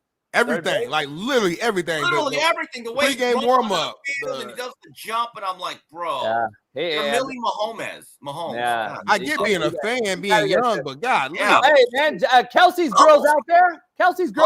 Go get Kelsey's girl and get rid of the milk and magnesia. I don't know, man. It's crazy. Listen, there's a lot of problems in Nebraska, and I'm going to be honest, Steve. Let's just be honest here. This is just further proof to me that Nebraska's dead. This was the year I gave him an opportunity. I was like, all right, this is the year they turned it around in a mediocre era where you can actually win right away now. And he's not doing it, man. And Frank Solich and the legendary guys that they're just looking down on that program. Bo Pelini, that's what I'm saying. Bo Pelini last year, 9 to 10 wins. That's what he did. Frank had 10 and got fired, and they now they're still reaping those. They're like, oh man, what did we do? You reap what you sow, man. You got rid of those guys. Let's give Rule a little time. I have faith. Rule's track record suggests to me he will do good things at Nebraska, but this year has been a disappointment, no doubt. Yeah, sometimes you take 2 steps back to go forward. I don't know if you can afford it though in this era with the mercenary band, but we'll see. Where are you at with this Boston College quarterback, man? We talked about it yesterday. We broke it down in full. Coach Gio is on. Who's been around him. We've seen him perform very good. He's probably responsible for the 5 wins, as Shaun King pointed out. But he's taking a 2-day bereavement pay day off because that's what we want now in college football. Because Bill O'Brien said, "Sit down, son. We're going to teach you a lesson." Well, guess what he said? "Coach, sit down too. I'm going to enter the portal." And these kids I just don't get it, man. It is what it is. I don't understand. You can't coach anymore. Can't discipline a kid anymore. You can't do anything. They'll just leave. And this is just this is it. This is what it is, man. Well, Castellanos is a pretty good quarterback. There's going to be interest. He's a little bit of a Kyler Murray type. Yeah. I didn't think he was a perfect fit for what Bill O'Brien wants in a quarterback, but I thought they did a good job of kind of creating a middle ground. They were very difficult out in the beginning of the year. They played Missouri tough. But I don't like it. Look, if your reaction to getting benched is to not show up to practice for 2 days, well, guess what? Then that's a declaration of abandonment to me. Yeah. That's not being a great teammate. It isn't. Especially at the quarterback position. Like that's the position where you have to be a leader of men. And how are you going to be the starting quarterback, the leader on that field when the moment you hit some adversity, you tap out? Like, that's a horrible look. So, right. How could you lead your team again? Let's say a week later. Yep. They say, all right, we're going back to you. If I'm a teammate, I'm be like, I don't know if I want to play for that guy. Yeah. The energy's different now. That's my point. I just don't know how you can return back. Like, I just don't understand this whole thing, man. I really don't. I just don't get it. Real quick, Lane Kiffin was on Feinbaum yesterday, Steve. I don't know if you saw it, but yeah, it was hilarious. I know Lane really doesn't like the guy, but it's funny. But take a listen to this shit right here. Somebody else is gonna, get the Feinbaum love somewhere else, that, and I'm okay with it. When you take the shots, because we've talked about this before. It makes you better. Makes you overcome things. Like you got me fired from USC, and we've said that before. Now I'm saying, hey, I wouldn't have been here to have the Georgia win if you would have got me fired at USC, and I wouldn't work for Coach Saban. So again, I'm grateful to you, Paul.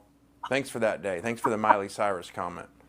Well, thank you, Coach, for always remembering that. I love it, man. Hey, don't nobody like Paul Feinbaum no more, like in the college sports world, I feel like. Yeah, because y'all got, what's the name left? You guys. Lane Kiffin has grown on me. I think he's a great character. He needed that win, but I hope Lane sticks it out at Ole Miss for a while. College football needs an identity. They need personalities. When I was not happy when Harbaugh left Michigan because I thought he made it very fun and interesting. Yeah. I don't like these reports that Dan Lanning might be interested in the NFL. I'm like, oh God, why? I know why. If you want to know, but that's a whole nother. Probably money. Say it.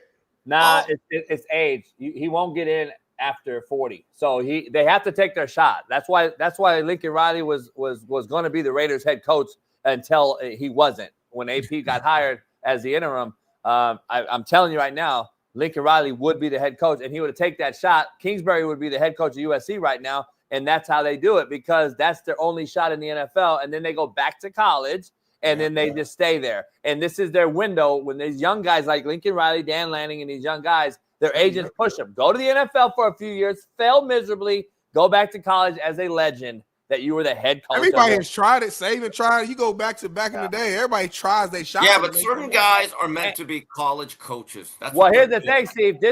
Dan Lanning, as young as he is at 38, he grew up in the era of old school under Saban and Kirby, and this is the thing. He hates it. Sark hates it. Lane hates it. These guys hate it. That's why guys are leaving.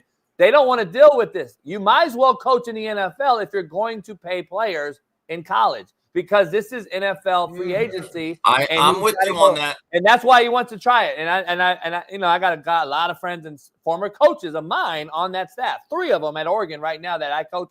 I'm with you on that. By the way, I was thinking about this. If I'm Cam Ward, if I really want to be a good teammate, you know what I would have done for all my offensive linemen? What? I would have presented them with a folder, and I said, "Here's your Roth IRA. I'm paying off the first year." Yep. All that change shit, you waste your money on that. I'm going to do something. Or I'm going to here's the first X amount of dollars for an annuity. You can put into it what you want, but at age 35, it's going to mature. We got to start thinking a little differently. Because I don't want to hear these players in 10 years bitching and moaning about the system. And what did you do with the NIL? I bought a bunch of Jordans. Okay, next. I'm not hearing it. Yeah. If I'm Cam Ward, I actually start thinking about, maybe I go out and go to a bank. And I said, I want all of my teammates to have this much in their Roth IRA, and I will put down the initial payment. And then from there, they could add on to it every month. We got to be forward thinkers here. But they need somebody like you, though, in that locker room coming to speak. And I don't know what they have in Miami. You know what's funny? I actually went to the team hotel on Saturday, and I spoke to a player, not a player. I spoke to someone in the building that people would recognize. And he flat out told me, he goes, man, you're telling me some shit I need to use. And that's what I do, though. Because here's the difference. I'd come into that place. I think, look, I'm going to tell you this right now. Some of you aren't going to like what I have to say. Don't care. Don't care. When I walk out of this room, I want to be more honest than anyone that's ever talked to you in your life. Yeah. Because I'm not one of these guys. I don't need to be your friend. I watch you on TV and you score touchdowns for my team. I'll like you. If you don't, I probably don't care.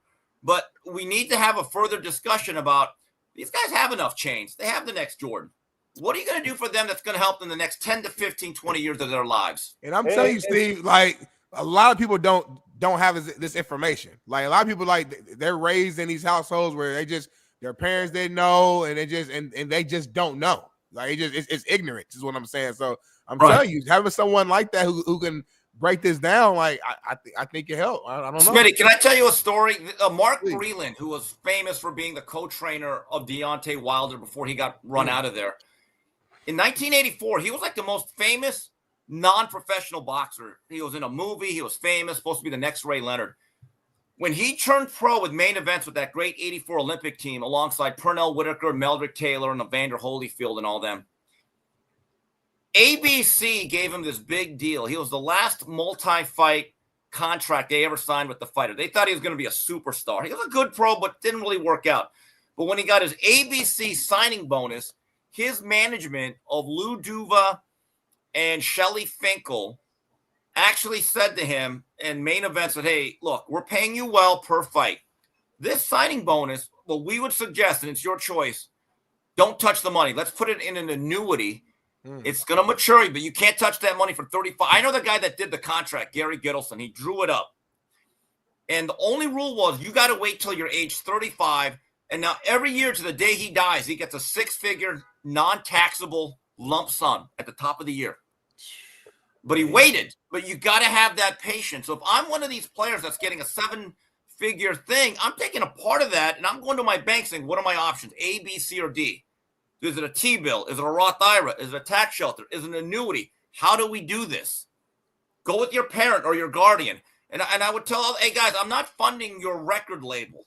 Sorry, not doing it. This is about me. Got to be a little selfish here. Hey, Steve, I don't know if you're talking about it on Whitlock or not, but it's going to get interesting here, in my opinion. Nobody I know that really knows football or is embedded in football thinks Dion's going to return to Colorado.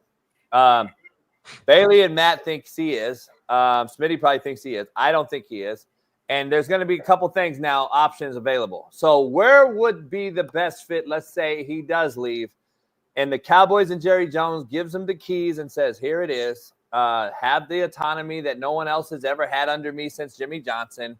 And even though I still fired that guy who won me Super Bowls, let's hire you, an all-time great here in the organization. Or Norvell gets booted out and Florida State comes calling. Where does Dion go? Because Florida's home, warm weather.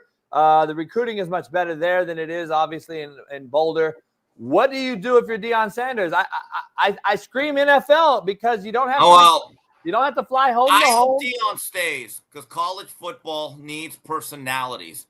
Dion gives Colorado an identity. Yep. And I don't understand this. Colorado's really a good team, and no one's watching them like they were last year. I mean, they should actually be bigger. And by the way, the 9 o'clock game that I'll be focused in on when I get to your house will be Colorado, Utah. And I think they hammer them, by the way. I think Utah's dead fish, okay? But I don't think Dallas is that great of a job, and I'll tell you why. That's an old team whose window is shut. And I think they got an albatross for a contract at quarterback. It's not a very deep team. Jerry's never going to give you autonomy. He simply is not. Now, Florida State, he doesn't even claim Florida State as his alma mater anymore, guys. He doesn't. He says, I graduated from some DeVry ITT Institute of whatever. So but again, you throw them enough money, they'll rebuild that bridge. I'd stay in Colorado for a while, see if I could really build something sustainable. But realistically, if he's going to take an NFL job, I don't think Dallas is that great of a job. If you look at that roster and you look at some of those pieces and parts, and look, I think they have a Micah Parsons dilemma. They do. Is he a type of guy, based on what you have right now? You say, okay, Mike, so we're re-upping you. Here's $250,000. Is he really that leader? Is he really that guy? I don't know, man. And we had Dion on, my show I work on at Fox like last week, and like Michael Irvin basically asked him about, the Cowboys, whatever. And, Dion, obviously in his own personality, he got up and said, and showed us the view of his office in the stadium. He said, listen, I love it here. I like it here. And he went on to basically say that, he's like, listen, he's like, I don't want to deal with all those players and all those personalities. Smitty, you know what I think is going to be tough for Dion? Let's say they say, Dion, you're the GM now at Dallas. one thing I know about Dion, he's very pro player. Yeah. But when you become the general manager and you're talking about, do we pick up that option year? How much money do you want to how much money do I think you're worth? You can't become pro player anymore. You can't, yeah. You can't. And for a guy to say, hey, man, you had 1,200 yards rushing, but we're cutting you. That would, if I'm Dion, I'm like, I don't want to do that. I really don't. I think he stays, JB. I really do. Unless somebody gives him a huge bag of money. I'm hoping he stays at Colorado. If I he think goes, he'd be good. Plus, Big 12's a favorable situation. They can win consistent games in that conference. it is, but with the element that he has is even though he's trying to get that flow back and the blood flow in his leg and his the cold weather don't help that. Number one, that's just a fact. Ask any medical person that has any knowledge of what's going on there. It's a fact. And then the fact that he doesn't either A, want to, or B, can't because of his ailment recruit in homes. And I would be the face of the Dallas Cowboys and not have to recruit. I just attract free agents. Isn't he doing that right now? He's attracting free agents in college space just by being where he's at. He's Dion. Everybody with Dion. If I was in college right now and I'm getting recruited by Dion over the phone, I'm fucking coming out to Colorado to Boulder to go check you out. The issue is you're still in Colorado. It still snows. It's cold. Yeah, that's the issue. But Dallas, they don't care. They're about to flip Juju from USC to Colorado, be their quarterback. Oh, by the way, we got to get into that. They don't care. Coach, by the way, does we'll Lincoln see. Riley know he's We're in LA? Huh? Does Lincoln Riley know that he's in LA and we have some good football players out here? We have some pretty good schools, don't we? He's lost every modern day and Bosco kid. He's lost every single one of them, the number 1 and 2 ranked teams in America, and he can't land one of them, motherfucker. They're going everywhere else. Picked up Hayden Lowe, who's a really Miami good just flipped. Yeah, you just flipped their kid. You just flipped their kid. Wow. I'm just gonna tell you, if you're one of those iconic name brand schools that can recruit nationally, you never want Lincoln Riley out of USC. Hey, I'm going right now I want to go out on a limb, Steve, and tell SC Marshall Business Law. I know you guys over there. I know one of the main guys in Marshall. Go tell them to hire me. I'll never lose an LA kid ever, and that's fact, like Smitty would say. But anyway, what do I know? Hey, Steve, real quick, I just got to get a prediction from you because I know you don't want to watch this fight. Who's going to win the fight tomorrow between Tyson and Logan Paul? I look, if it's a real fight and Mike actually tries to really fight, I still like Mike, but again, I don't know what the inside under the table deals are. I don't. I'll be honest with you. I haven't done a lot of media for this fight because I don't want to. I just tell people I got stuff to do. I got a book to read. Even on 3 knockdown rule, me and Mario talked about it. We just kind of like whatever. I'll be watching Bruce Carrington on the YouTube portion of the card because I really like Shoo. And there's other fights. Mario Barrios defends his title. There's the Taylor Serrano rematch for those who like women's boxing. But think about this, though, guys. Yeah. This is a professional fight with not 10-ounce gloves, 14-ounce. Yeah. Then it's 2-minute rounds. Okay. And then it's an 8-round fight, not even 10 or 12. So it's a fight. People are getting hit in the face. A lot of credit given to that. But it's not like every other heavyweight fight that would headline a regular main event type of card. It's the truth.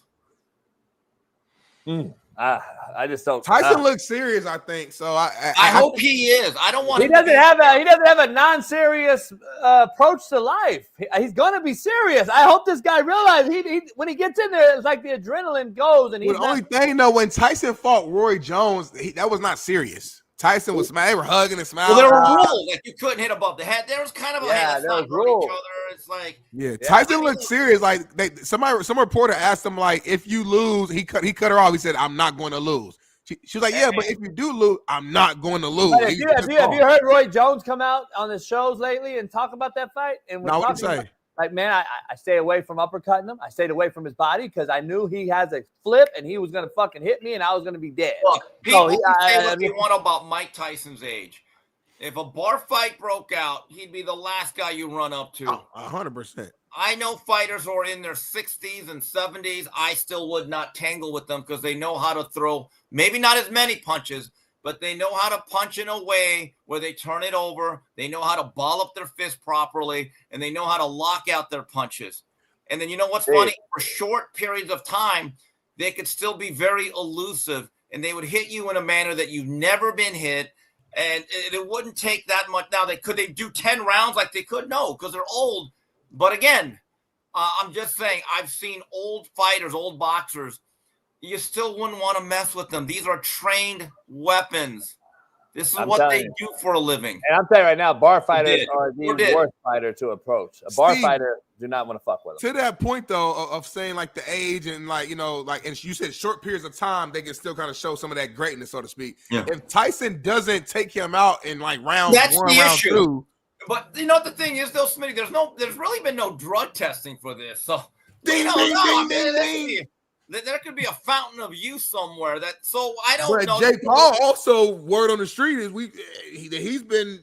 he ain't been clean either, and that's a young dude. So now it makes people equal fight, even playing field. I mean, so it is what it is. But look, I hope Tyson punches with murderous bad intentions, and if he does that, I'll live with it. But if they're out there pillow fighting, playing grab ass and tiddlywinks, I'm gonna be like, oh God. Is this free on Netflix, or do we gotta pay? Okay. Yeah. So we're gonna Mike Tyson and chill. Don't worry, we're Mike Tyson and chill. Mike Tyson chill. Hey, guys, I gotta get going, but hey, Coach, I'll be there at 8:45. I'll let the fellas know we're doing football palooza. Hey, 9 a.m. today though. Go to Steve Kim's Twitter. I don't know what's going on, but it's some big time news, and I'm nervous and excited. Huge announcement. Bigly. What happened here? Anyway. Guys, I'll see you Saturday. America. Shout out to Steve Kim, man. Hey, this show is fun, man. I know y'all so glad that I'm back. Everybody in the chat talking about how the show was so much better with me being. Anyway, I'm back solo.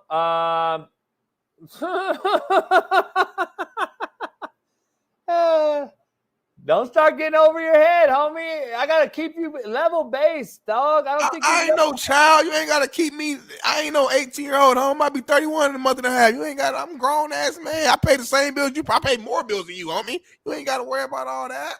Your little weak ass mortgage ain't touching my rent out here, which is crazy, but that's the truth. I'm in LA. You where you at? So like, come on. Can I send you what I spend a month? Yep. Yep. No, for real. Send me your full everything. Yep. And then what are you, without saying the amount, what would you do live when you see the amount? What would you say? Like, it's going to be crazy. You're going to be like, oh, fuck. JB, you're right. I'll never say that again. But then on the flip side, I want to see how much you make a month too. Like, I'm not showing you that. No, okay, exactly. That matters. That had nothing to do with this show. That has to do with everything. It has to do with everything, homie. This show is growing for us.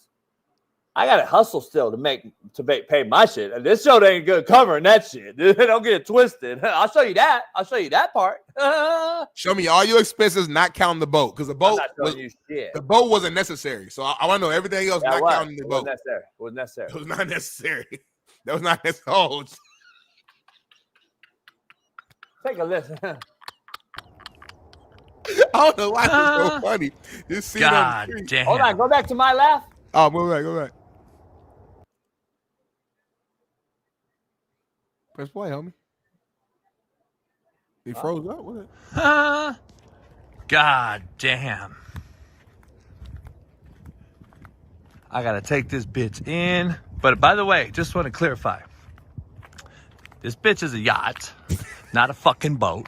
You think it's a fucking pontoon rowboat, motherfucker? There's a full bath, shower, bedroom, sinks, microwaves, toilets, you name it. We got it. Bitch is on a 3-axle, dumb fucks. TV in there now. Ooh, look at this. Got the JB logo on this ladder top. And God damn, just put this floor in, this teak. It's unbelievable. That candy maroon with the white bottom, the red rag top, maroon top. God damn. It's straight. Hey, show that license plate. You can show the license plate, Bailey, on the truck. It's all right. You need to clean that motherfucker though. Yeah.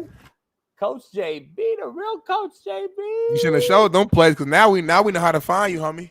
Don't matter, homie. I got customized plates everywhere. It's not like it's a number. It doesn't matter if you find my plate.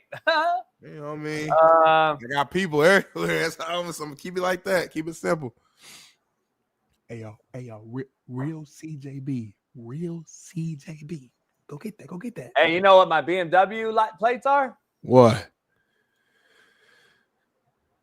Coach JB with a space in the middle because I don't know if you know, there's only like 7 allowed, and so it's Coach JB. Coach JB, not real Coach. So chocolate chip cookie, homie. My old one was Stogie's JB, so it was Stogie JB because of Stogie and myself plus Stogie cigars. Get it? You got to know. Oh, that's clever. I don't like your smart ass mouth. I know. It's good. I thought that's Stogie's. I might go back. Yeah, I like that. I might go back doing the show by myself. I mean, you can, but I mean, mediocre. Because you need me. I bring order, homie. Because when you not on here, bro, I already heard from you. I was getting messages left and right. JB, you want to get y'all fucking canceled. You about to get the show thrown off the internet. You need me here to just calm your crazy ass down. I'm the only person that can calm you down. Your other co-host, the girl you call, what you call her, Coke bottle or upside down, whatever, she couldn't stop you. Your homie, your real like close homies, they allow it because they just love you. I'm the one that's gonna put you in your place, tell you to calm your ass. Thank you, gent. Thank you, homie. Come on, bro. Smitty ain't lying. Come on. You need me to bring order, homie. Even the fans who don't like me, they know that I'm necessary. It's almost like watching like a fucking superhero movie. Like the villain and the superhero, they're both necessary, even if you don't like one or the other. JB is a maniac without you, Smitty. Chat might put him in a home.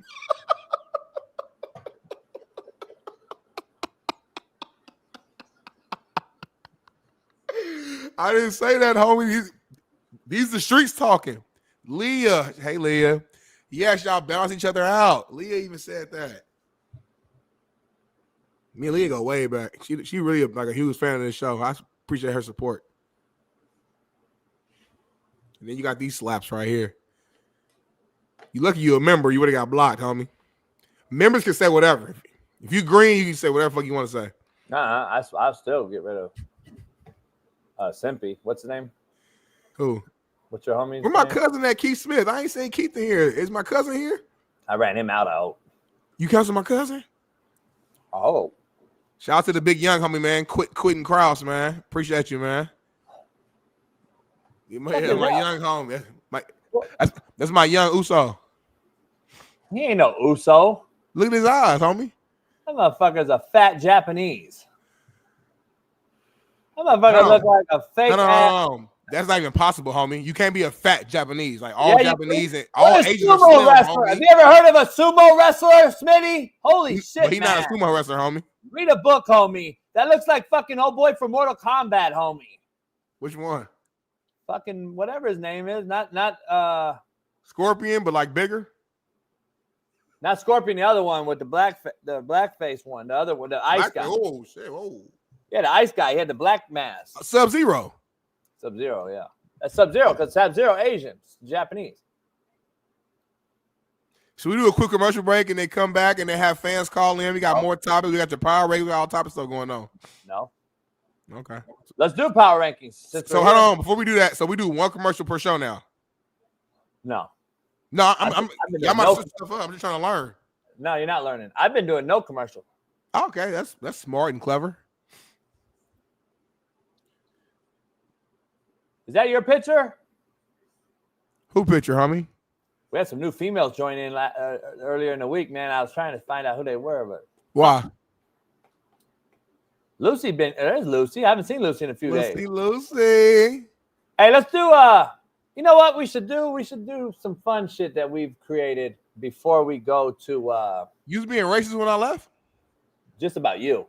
We should go to a commercial break after we do our little fun segment. I do the fun segment, bro. Whatever it's called, homie. I thought of something to do with you. No Diddy. That would be interesting.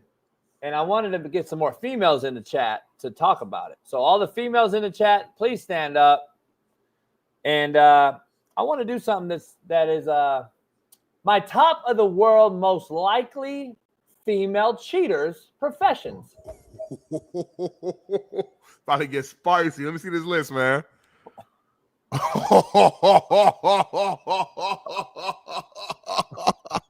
got phlebotomist number 2. It's a strong list, homie. It's a strong. You got a nurse on there. That makes me a little nervous, JB. Made me a little nervous. Oh, yeah, homie. shit. Oh yeah. Stay-at-home mom is definitely up there though for sure. Because they ain't got shit to do. And they feel like they already think that their man is probably cheating because he's the breadwinner, obviously. He's traveling, doing all the type of stuff. She's at home, bored with the kids, not getting enough attention. So as soon as she get a little bit of free time, go out with her girls, she gonna go do her thing. Leah, is this list accurate? Keep it all the way funky with us. We need a woman's perspective. Uh-oh. She getting some. Hold on. Move nurse to the top of the list. Lucy, don't tell me that, Lucy. Why you saying that, Lucy? Give me some information behind the scenes. Hold up. Tell me right now what you're saying. Hold up. Good morning, baby. So don't come on the camera. I know you don't like being on camera. JB put his top 5 women profession like cheaters, like what jobs cheat the most. At number 3, he has nurses. But we have women in the chat who's jumping in saying no, move nurses to number 1. What does that mean, sweetie? Do nurses be cheating? Why you smiling? Why you looking like that? Why you? You good? Are we good though? Are we happy? All right. I love you. I'm making sure we good, baby. All right. We good over here, man. Bring JB back in. We good. I just had to make sure. I had to make sure, y'all. I had to make sure. I'm just learning. My baby said, don't let that dumbass chat mess up our home. I said, okay, you right, baby. Dumbass chat, I'm with you guys. I think nurse should be at 1. I fucked that up. Let's dive into these real quick. So teachers, you guys are cheaters. I'm going to tell you right now, I know from firsthand experience. Real estate agent. Oh, my God, I love a real estate agent that come in a suit, fire, and she got a ring on. I've smashed at least 4. 4 real estate agents. You smashed 4 real estate agents with rings on. 2 in the house I was looking at. That's like a porno type scene. That's kind of hard. True story though. Real shit. Like real for real. Yeah, real shit, don't we? You should write another book, but your book should be all your like JB stories. It could be whatever. It could be sports, it could be non-sports, but it's JB story. It might be another bestseller.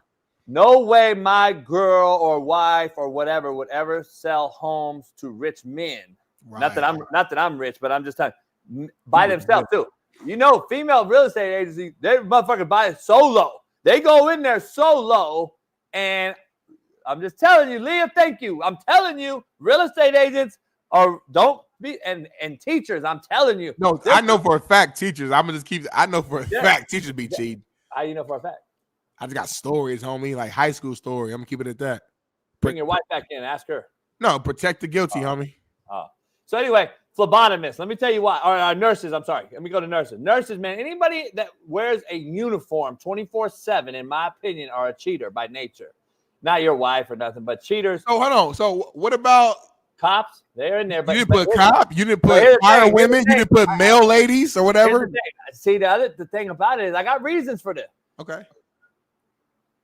Nurses can afford. They won't get fired though for doing it. Cops will get fired. So I got cops on the other side. We're going to talk about it. But nurses, man, phlebotomists, though. Here's why.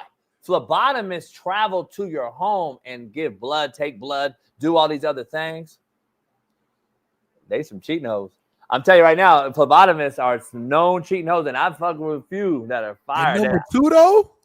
Yeah, they high, homie. Phlebotomists cheat like a motherfucker.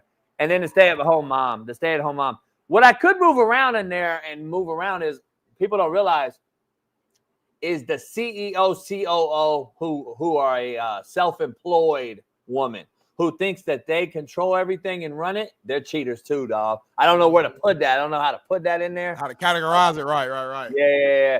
And I'm sure like the regular people, like, you know, check out people at like Walmart and shit. they're cheating hoes, but they don't have nothing. They're broke hoes, so I wouldn't cheat with them. But that's my top 5 cheaters. Let me go to my bottom 5 cheaters. Less likely to cheat. Okay.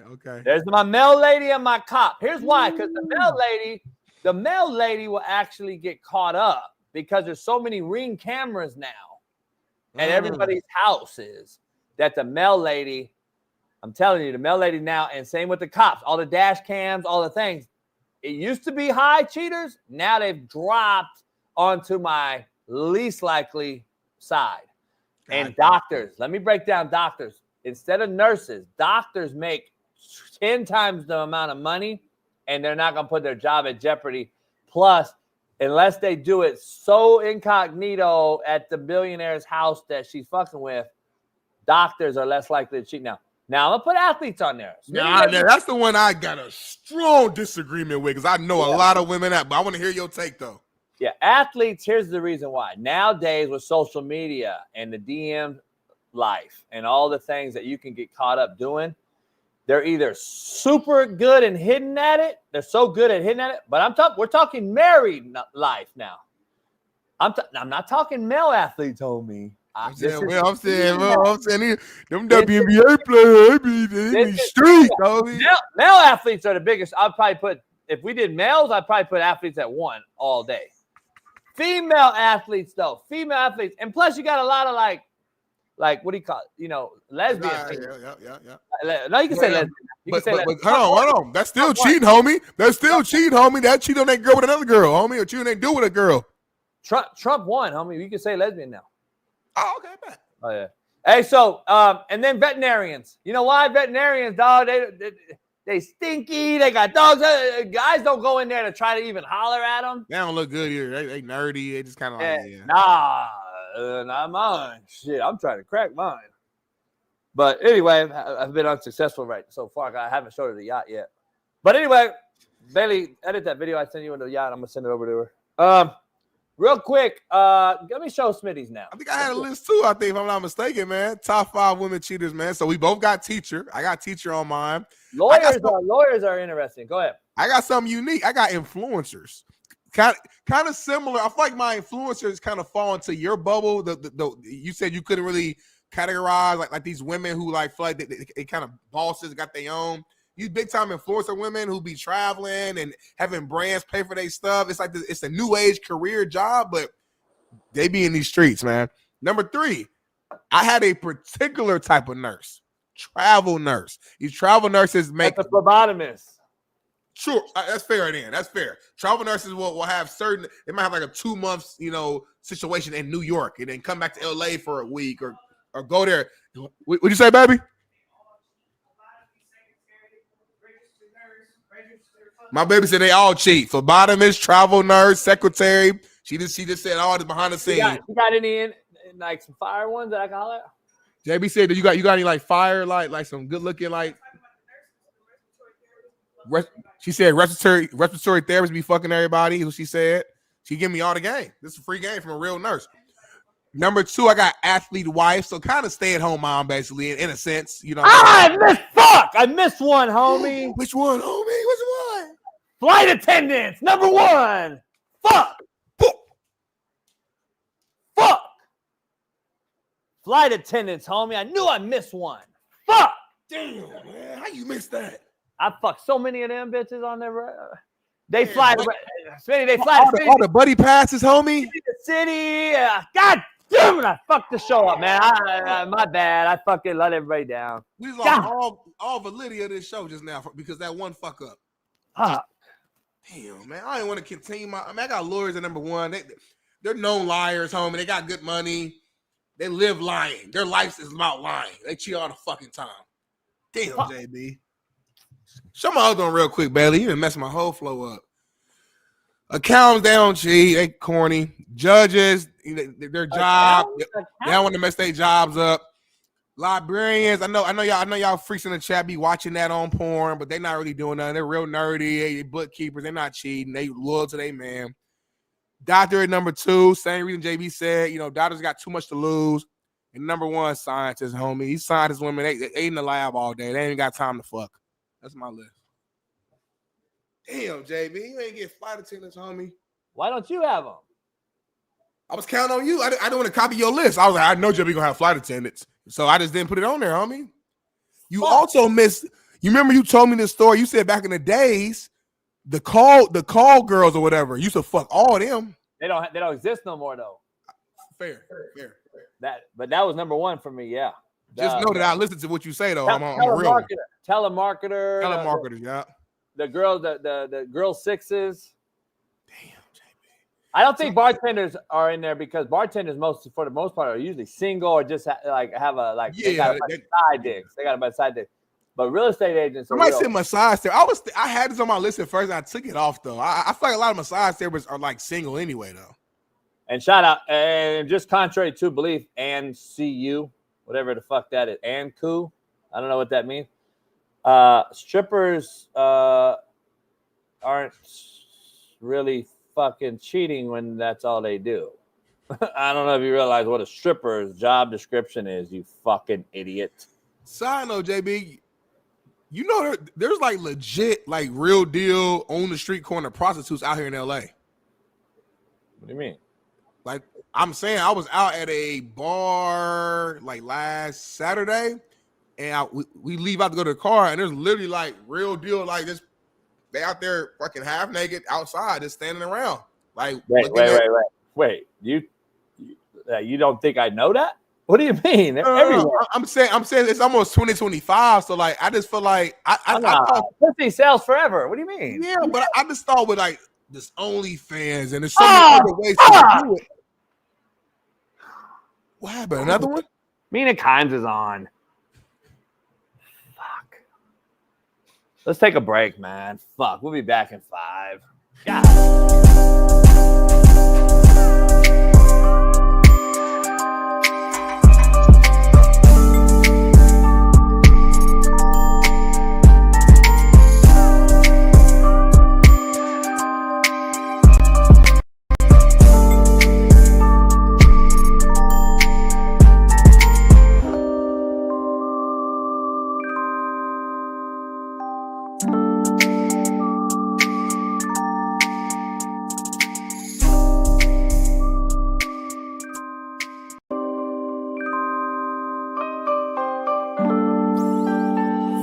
Ladies and gentlemen, joining us now is a man who he spoke to every single NCAA college football 2025 team seemingly on the internet. From Last Chance U, national champion, Coach JB. Yeah, Coach! What's up, gentlemen? Coach, just great car, great stick. Thank you for pulling off to the side of the road. Hope you don't get killed here. Honestly, side of the road, LA, I assume that's not necessarily the safest place on earth. So we'll make this quick. How do you feel about all of these new coaches now in this NCAA college football 2025 game using your speeches to motivate these boys from one side of the country to the other, Coach? I feel broke. Yeah. Like, it's crazy. Can I get like a royalty or something? Like, Netflix already screwed me. I'm getting screwed by EA Sports now too? Like, holy shit. I hit him up. I reached out to him like, hey, trying to be cordial and nice. I'm a nice guy, you know me. Yeah. And I was like, hey, EA Sports, maybe I can actually be your video guy, the actual do a real video instead of using my name, image, and likeness. Oh, shit. And maybe I can get a little piece of the pie, but nah, it's all right. Just keep sharing my 500 million views of it.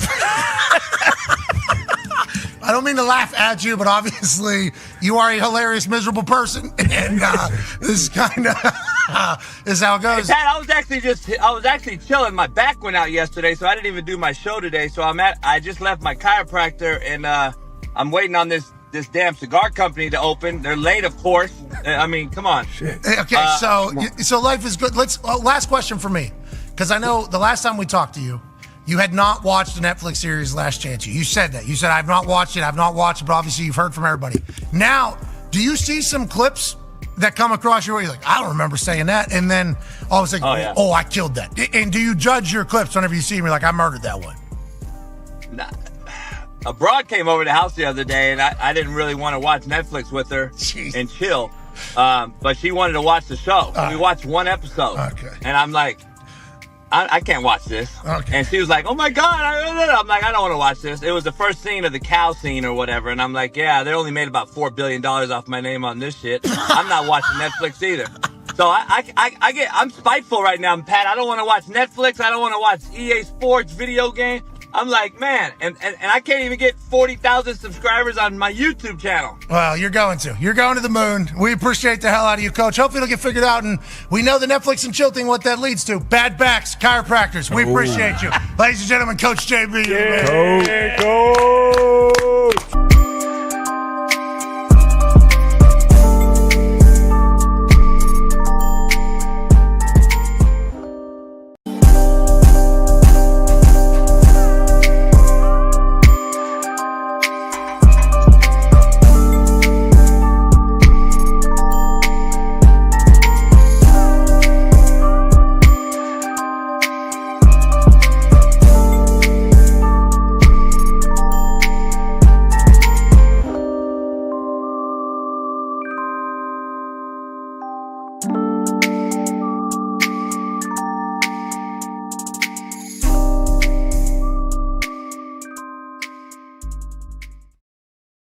Yo, we are back. Man. Make sure if y'all ain't hit that like button yet, you do that right now, man. Subscribe, become a member.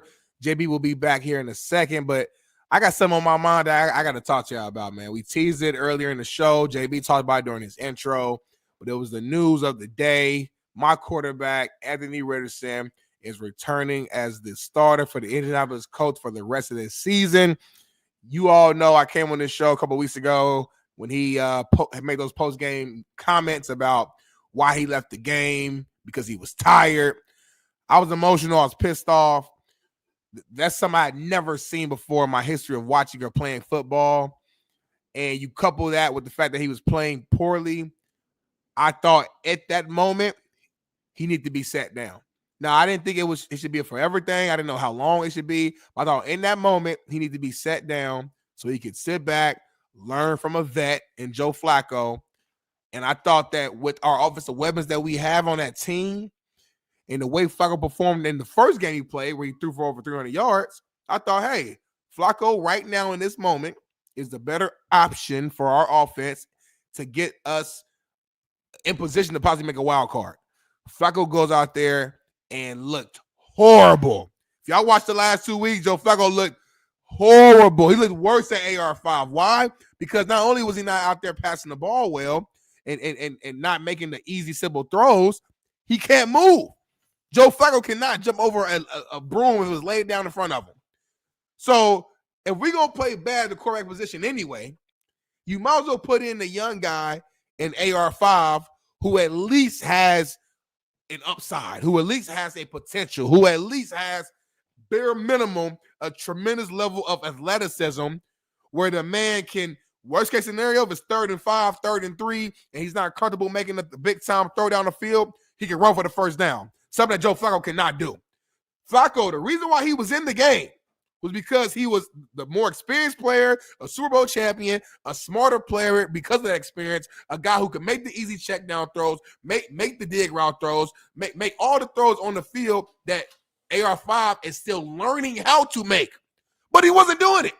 So if you're not doing that and you're not an athlete, then why the hell is he in the game? So I know everyone's getting at Shane Steichen right now and saying that he's flip-floppy and back and forth. And listen, all that's fair. But understand what position Shane Steichen is in right now. He has a team with a lot of talent, a team that up until that other second loss against the Texans was still in position to possibly win the AFC South. We're currently in position to still make the wild card.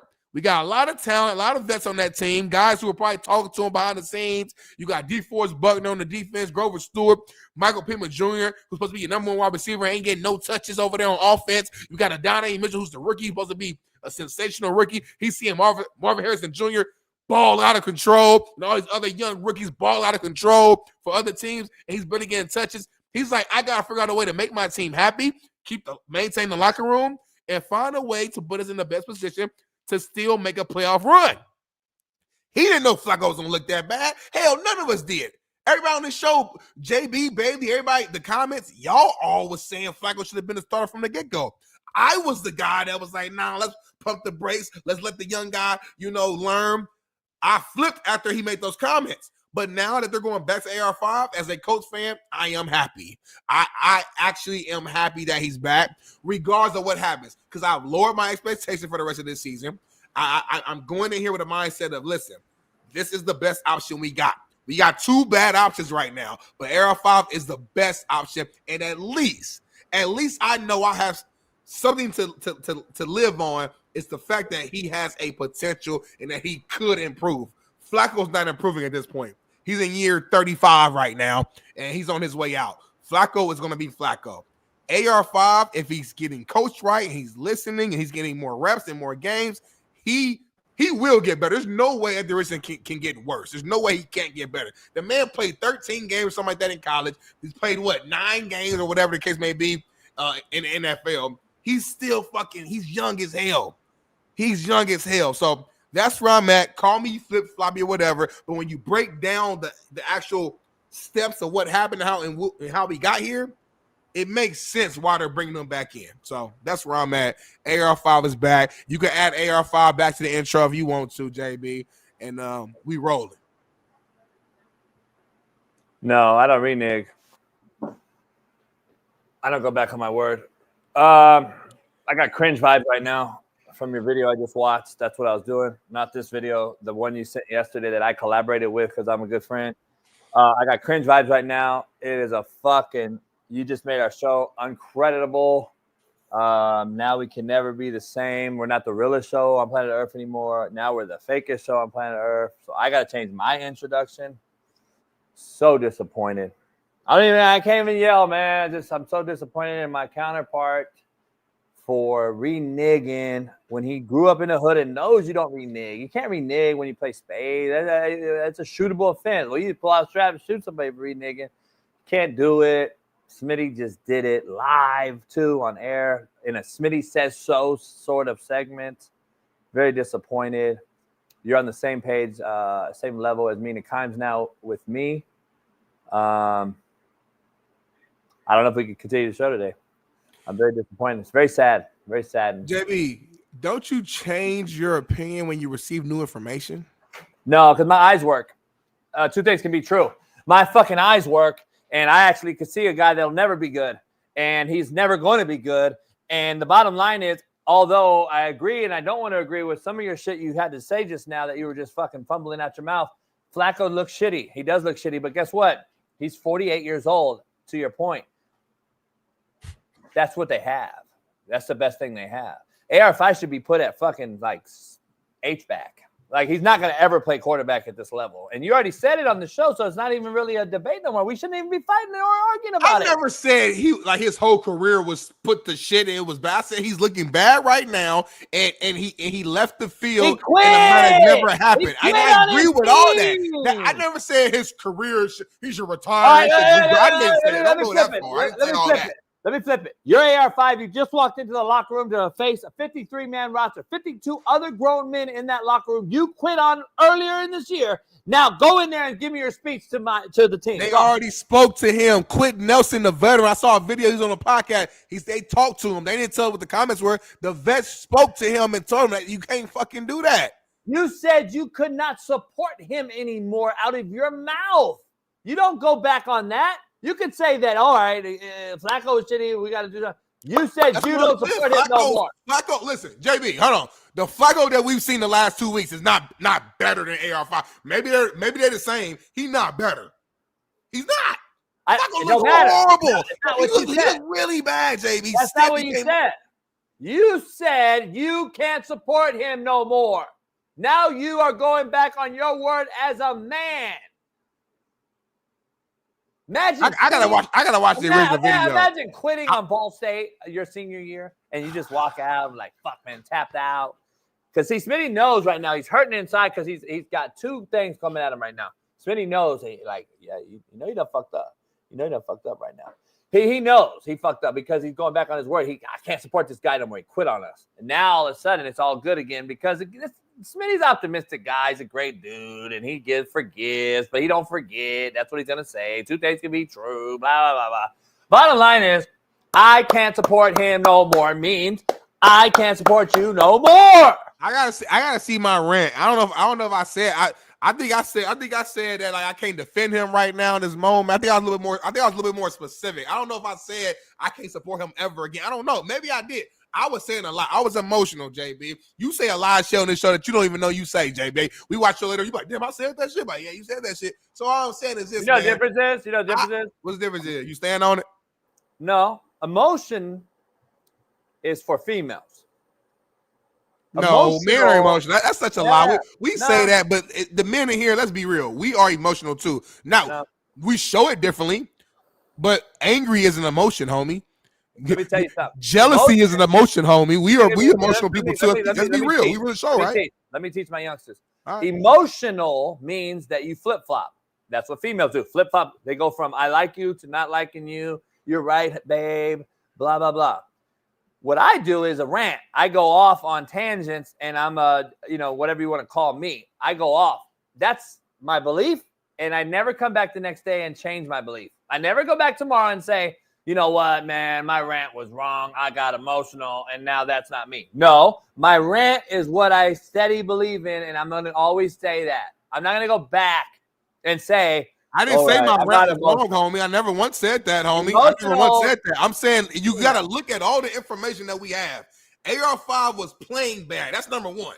Number two, you made a horrible leadership decision and tapping out of the game for a play because you're tired, something we've never seen. Those things happen as a head coach. I got to put you in timeout. And that's what they did. They put him in timeout. Flacco, we saw last season for 3 games, looked good against the Browns. He looked good at first game with us, threw over 300 yards. We like, all right, we got to keep this locker room happy. Let's put a guy in there who could throw the ball around. AR5, sit back for now, not forever, for now, and learn.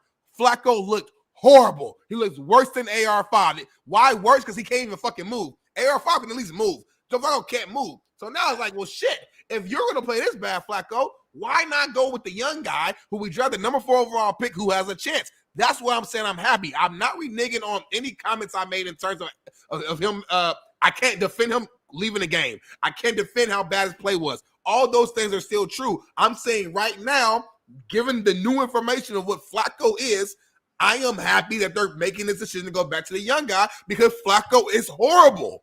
Point blank, period. It's very simple.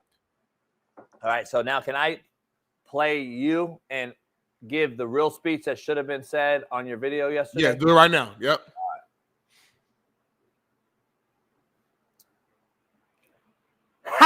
What up, man? This is Big Smitty here, man. Don't miss tomorrow's Coach JB show with Big Smitty, as 2 things can be true.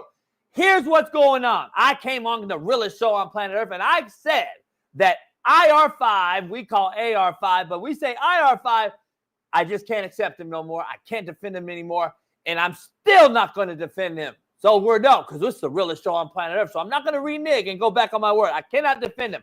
But y'all, my Indianapolis Colts have made a choice to go back to AR5, and I'm not mad at that. I can't be mad at that. It's a business decision. J.R. Flacco just hasn't been that good. He's old and he's white, and I get it. But AR5, I don't defend you. You quit on your brothers. So I will never, ever defend you again.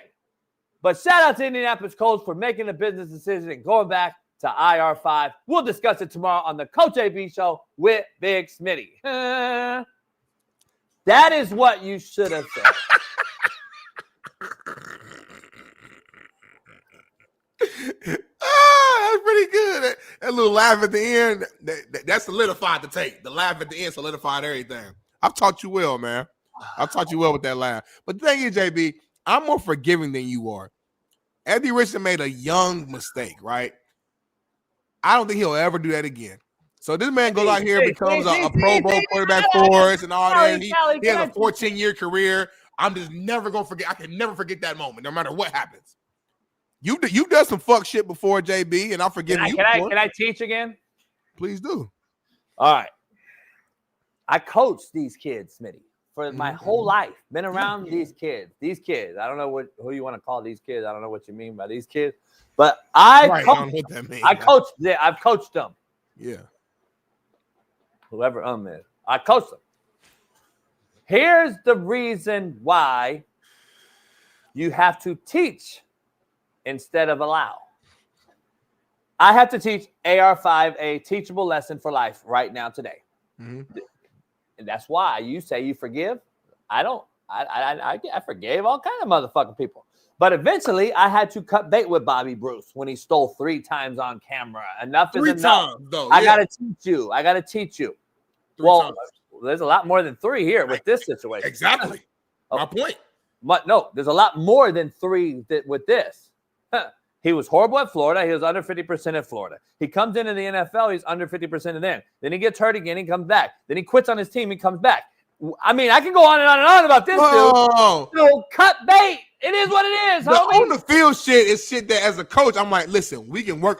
I can get you better. So I'm not going to use being bad in Florida as like that's just football. I'm talking about like what are negative things that AR5 has actually done outside of that? The only thing he has right now is the fact that that play, and it was bad. It was really bad. This is when I go back to the core organization. Indianapolis Colts should have never drafted this dude.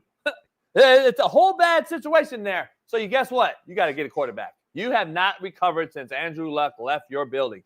You need to go get a quarterback, and this ain't the guy. So what you're doing in essence is basically saying, hey, team, hey, locker room, this guy quit on you, but we got to have him back. So here we go. Like, what? It's a bad setup. It's basically the beginning of the end for your guy, Shane Steichen, because he just went back and now he's reneged himself. And now guess what? That team is not going to. AR can save him though. AR can save Shane Steichen's job. If AR goes out here and plays decently the rest of the year, kind of how Bryce Young's been looking pretty damn good the last couple of weeks. If AR5 can go out here and beat Aaron Rodgers in the Jets, which is a winnable game, and go on a little run, go on a stretch and look like he's improved, he can save Shane Steichen's job. His job is in the hands of basically a rookie quarterback, Anthony Richardson, right now. So this guy all of a sudden is going to erase the spots off of a cheetah and say that now I'm something different. But listen, we agree, disagree, but let's not act like the man ain't shown flashes in games and has some decent games. Flash is not a good player. But he's had some decent games. Like, and you look at all his games from last year, the few games he played from this year, he has some decent games. Every game ain't just been horrible. Like, it ain't just been trash. Rip Coach Steichen. Probably rip Chris Ballard. Rest in peace, man, because you guys are done. And you've drafted the wrong guy. And this guy will never be an NFL QB that's really good and even manageable. He's not even a game manager. This guy's not even a game manager, homie. This guy's what is he? You thought the same thing with Josh Allen his rookie year too. I didn't. You did. Say that. His rookie year, Josh Allen was really bad. Nobody believed in him. None of y'all believed in him. No, you didn't. Nobody believed in Josh Allen's rookie year. Don't lie. Don't lie. Do not lie. Do not come on this show and lie and tell me you knew Josh Allen was going to be fucking Josh Allen his rookie year. He's bad as fuck his rookie year. Stop. You better not lie. Why can't I lie? You lied. You just lied. We're not a real show no more, homie. We're a fake show because of you. So why not? I could lie now every time. I heard we was a racist show because of you. I've been gone. And I heard that we almost didn't have a show when I was gone. And that's the perfect segue for 5 Hour Energy because, sometimes when people are just talking crazy and they're not showing the proper amount of excitement during the show and they're getting wild, get some of the 5 Hour Energy, man. 5 Hour Energy Extra. We got a new flavor right there, Cherry Blossom. Tell them that Coach JB and Big Smitty sent you. Can we take some calls, homie? We got less than 30 minutes left. Can we take some calls, homie? Drop the link, Bailey, for me. I want to talk to my fans. Hey, Smitty, when is IR5 going to not be a rookie? In 6 years? He still hasn't played more than 9 games. When he gets past 17 games. He still hasn't played more than 9 games. You got to give him a chance, JP. It's only year 7. He's only played 9 games in year 7, but he's got to get it. He's going to get better, Smitty. He can still use his feet. He can still manipulate the pocket. He throws a beautiful deep ball, Smitty. He do. He hits it once a year. But he throws a he got the best deep ball in the game, homie. That's a fact. No. He got the most beautiful deep ball in the game, homie. It's more than just that one throw, homie. I'm trying to tell you that. Just say you racist. R-A-C. That's criminal that you just said that. The only thing you need to learn is how to throw the check down and the easy throw. That's all you need, the easy throw and the check down. Go ahead, Bailey. You said he throws the best deep ball in the NFL? Yeah. Are you out of your mind? Him and Russell Wilson. You can't compare him to Russell Wilson. No, just the Russell deep ball. Wilson's been doing that for 10 years. Huh? Just the deep ball. I'm not saying he Russell. I'm saying just the deep ball. I don't care. Russ would throw 100 deep balls and AR would throw 5 compared to Russ. Come on, I don't know, man. that AR deep ball. Come on, just Bailey. Don't You just said he's better than Russ throwing the deep ball. That's crazy. I didn't say that. See, look, y'all putting words in my mouth, man. Y'all. Let's dive into another argument and debate right now. My NFL power rankings are out. Oh, he's gonna be shitty. I know they're gonna be shitty. Let's see. They can't. Well, Bet US has dropped them, so Bet US put them out. Ooh. Yeah. You got the chart. Nah, listen, it's a good list. I like the Chargers a lot, actually. Justin Herbert, like they're quietly balling. Harbaugh's over there, like motivating Herbert. I don't know, sir, you saw the video online, just getting them going. I like the list, but you can't put the Chargers above the Ravens right now. Not yet. Not yet. Yes, I am, because here's why. And I'm glad you brought that up, because this is the list. They moved up. They haven't been on my Power 5 yet all year. The Ravens have been on and off, on and off, on and off. Their defense is secondary, and their defense is bad. The Chargers have no doubt the best defense in football. It's not a question. It's on every statistical Mina Kimes category, AE, APE, AE, all that shit. Now you listening to Mina Kimes now. Okay. No. I'm just bringing up fake data. The Chargers have the best defense that I can see with my own 2 eyes, and everyone that's been on this show yesterday, especially when we had 4 former NFL guys and coaches on. The Chargers have the best defense in the football, in the NFL. Not even close. Therefore, it travels. Defense travels, as you've seen. I bet you they're still just, can't get over that Cardinal loss that they had. But NFL, they're going to have those losses. This team right here, I would say, beats the Chiefs second time around. And the Chargers are going to be in the thick of things. They have the best defense. It's going to travel. Herbert is efficient. They're not putting up 5,000 yards, ungodly numbers. He's just efficient under Harbaugh because he knows Harbaugh has taught him. We're playing great defense and run the football. We don't need to do nothing right now. You don't got to do nothing. We'll have the big season next year when we get a couple more weapons for you. Right now, let's just be efficient, move the football, get the ball to our tight end, our young Quentin Johnson, who nobody thought was shitty. Everybody thought was shitty last year and was a wasted pick out of TCU. Now he's starting to become a factor, and that's because of Harbaugh and Herbert. So I got the Chargers in there. The Steelers just keep winning, man. They shouldn't have won last game, but they did. And it is what it is. They got it done. I think they have the second best defense in football. And Russell Wilson is emerged. His emergence has allowed them to be a Super Bowl contender. Mm-hmm. Super Bowl contender. Like I said, they would be if they threw him in weeks ago. Since they put him in, contrary to Mina Kimes' belief, they've been a better football team. The Bills play the Chiefs. It is what it is. 8-2, going in there. This is a AFC title showdown possibility. 4 AFC teams and 1 NFC team tells you something. And this is where I'm at. I think the AFC is the worst it's been in years. And 4 of the top 5 teams are in the AFC right now simply because of either A, record, B, result from the last few weeks, over a few weeks stretch. Here's the teams that everyone's going to be mad at. The Eagles are on a high and they're on a rise. And they were on a high and they're on a rise. And I have them and the Commanders both. They play tonight.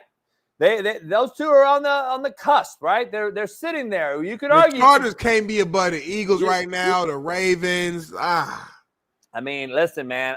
Listen. I like the Chargers, but like, here's the issue I have. The defense travels, and if we're going to be honest, we've seen the Eagles be good at this point in the season for many years, and guess what they do? They take your pride rating isn't about projecting; it's about right now. It's right now over. No, but it's not. It's not this. It's not past Sunday's games. This I know. It's the best team right now. Yeah, and listen. I had the Eagles on my list last week. And they played. And then they won, and then you take them off. It's just like, I don't get it. And that's my thing. I had the Ravens on, and then they won, and then they struggled. Hey, people struggle depending on what your team is, who you're playing. The Eagles got hurt. This is my power rankings, and it's brought to you by BetUS. Smitty, you know, in college football, remember, the committee judges you even after a win.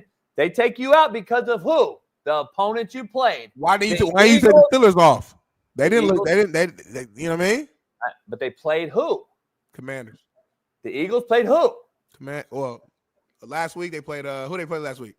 Cowboys. Yeah, bad Cowboys. It hurt them. It hurt them. I'm just telling you, it hurt them. But JB, we gonna get a lot of these questions answered this week. Like you said, tonight.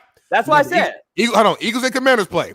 This weekend, Chiefs and Bills. Also this weekend, Ravens and Steelers. This is the Steelers' first divisional game, too, by the way. That they haven't been, they got challenged last week against the Commanders, but we all know division games in AFC North is the real deal. So we're gonna find out legit who the king of the AFC North is. So this weekend NFL is crazy. Like, it's a hell of a slate they got this week. I'm excited. Yeah, and here's the thing why the Steelers are going to beat the Ravens. Okay. Because they got their feet wet with Jaden Daniels, who's the closest thing to Lamar Jackson in the NFL. Because the Steelers have yet to play a Lamar Jackson or a team in the division yet, so they haven't seen Lamar and a quarterback that can beat them single-handedly with their feet. They're going to beat them that because they got a little sense of what it's like to see Lamar with Jaden Daniels. And what I mean by this, Smitty, is they can get under center and run the football. They can also get in the gun and run triple option and RPO, what they do in Washington, what they do in Baltimore. The Steelers got to see it. Patrick Queen and the boys.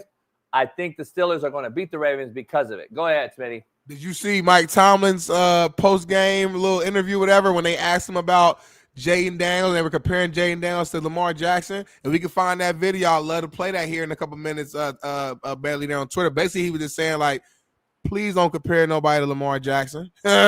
He said, I'm not. He said, that's Mr. Jackson. Yeah, I'm not. Might be your third MVP. Well, what it is, it's a grown man versus a kid trying to find himself. 100%. I love Jaden. I know there's no. I'm not comparing. What I'm comparing is style of play. The Steelers have yet to play a division game which has Lamar Jackson in it. Therefore, they got their feet wet at a perfect time, having to play and defend the style they're going to see with Lamar. Now they just have to play it and fast forward. It's just different. Play this real quick for me, baby. Perfect. Man, be real slow comparing people to Lamar Jackson. That's a multi-time MVP. That's Mr. Jackson. We'll see Mr. Jackson in a few days. That's Mr. Jackson. When you talk about Lamar, that's Mr. Jackson. You put respect on his name, the best quarterback in the game. And that's coming from a Hall of Fame coach and Mike Tomlin, one of the best in the game. That's Mr. fucking Jackson. So I understand how good Jaden is. But when you play against the best quarterback in the NFL this season, hey, you can practice all you want. Scout team, you can put a fucking wide receiver at quarterback, put your most athletic guy at quarterback, and get the best list you can. But when you go out there with that monster on that Sunday night on that turf, it's different. And you know it. You know it's different. That's Mr. Hogan, who helped Trump win the election. So, look, Chargers. Okay, Smitty, so go ahead, in all seriousness, go through my list. Take off who you want and put on your guys. I already went through it, homie. The Chargers. So now, you would put the Eagles and the Ravens on, and that's it. No. This is what I'm doing. Chargers off. Steelers bump to 5. Ravens at 4. So you still don't have the Eagles on, man. Eagles what are you at talking 6. about? Why are you mad at me about the Eagles, homie? No. You have, but I'm saying, like, if you did a top 10 list, the Chargers are not better than the Eagles, the Ravens, and I don't know if I'm putting them up in front of the Commanders. I disagree, though. See, the Eagles to me are just still a team that I don't know. I know what I get with the Chargers, though, and they're only getting better, and they got the best defensive football, and that to me travels. The Eagles are just one of these teams, man. Who do you trust, Sirianni or Harbaugh? Keep it real. Sirianni or Harbaugh? Who do you trust in the long run? You're a Herbert guy. I know you've fallen off him a little bit because he hasn't had the numbers. But in a crunch game situation where Herbert has a lot more comebacks in the fourth quarter than Jalen Hurts, who do you trust in a late game situation, Herbert or Hurts? Herbert. Keep it real, Herbert. So how do you know I'm a Jay Herbert guy, but like I can't forget what I seen and the knowledge I got. Like I saw Jalen Hurts in the Super Bowl ball the fuck out, outplay Mahomes, literally a play away from winning that game. So like I can't my mind just can't erase that. I know it was 2 years ago, but Herbert ain't won a playoff game. So at some point, as much as the talent is there that I love, I mean, it is what it like. Jalen Hurts did it at the highest level. So I got to go with Hurts. Let me vindicate my Lions why they're one.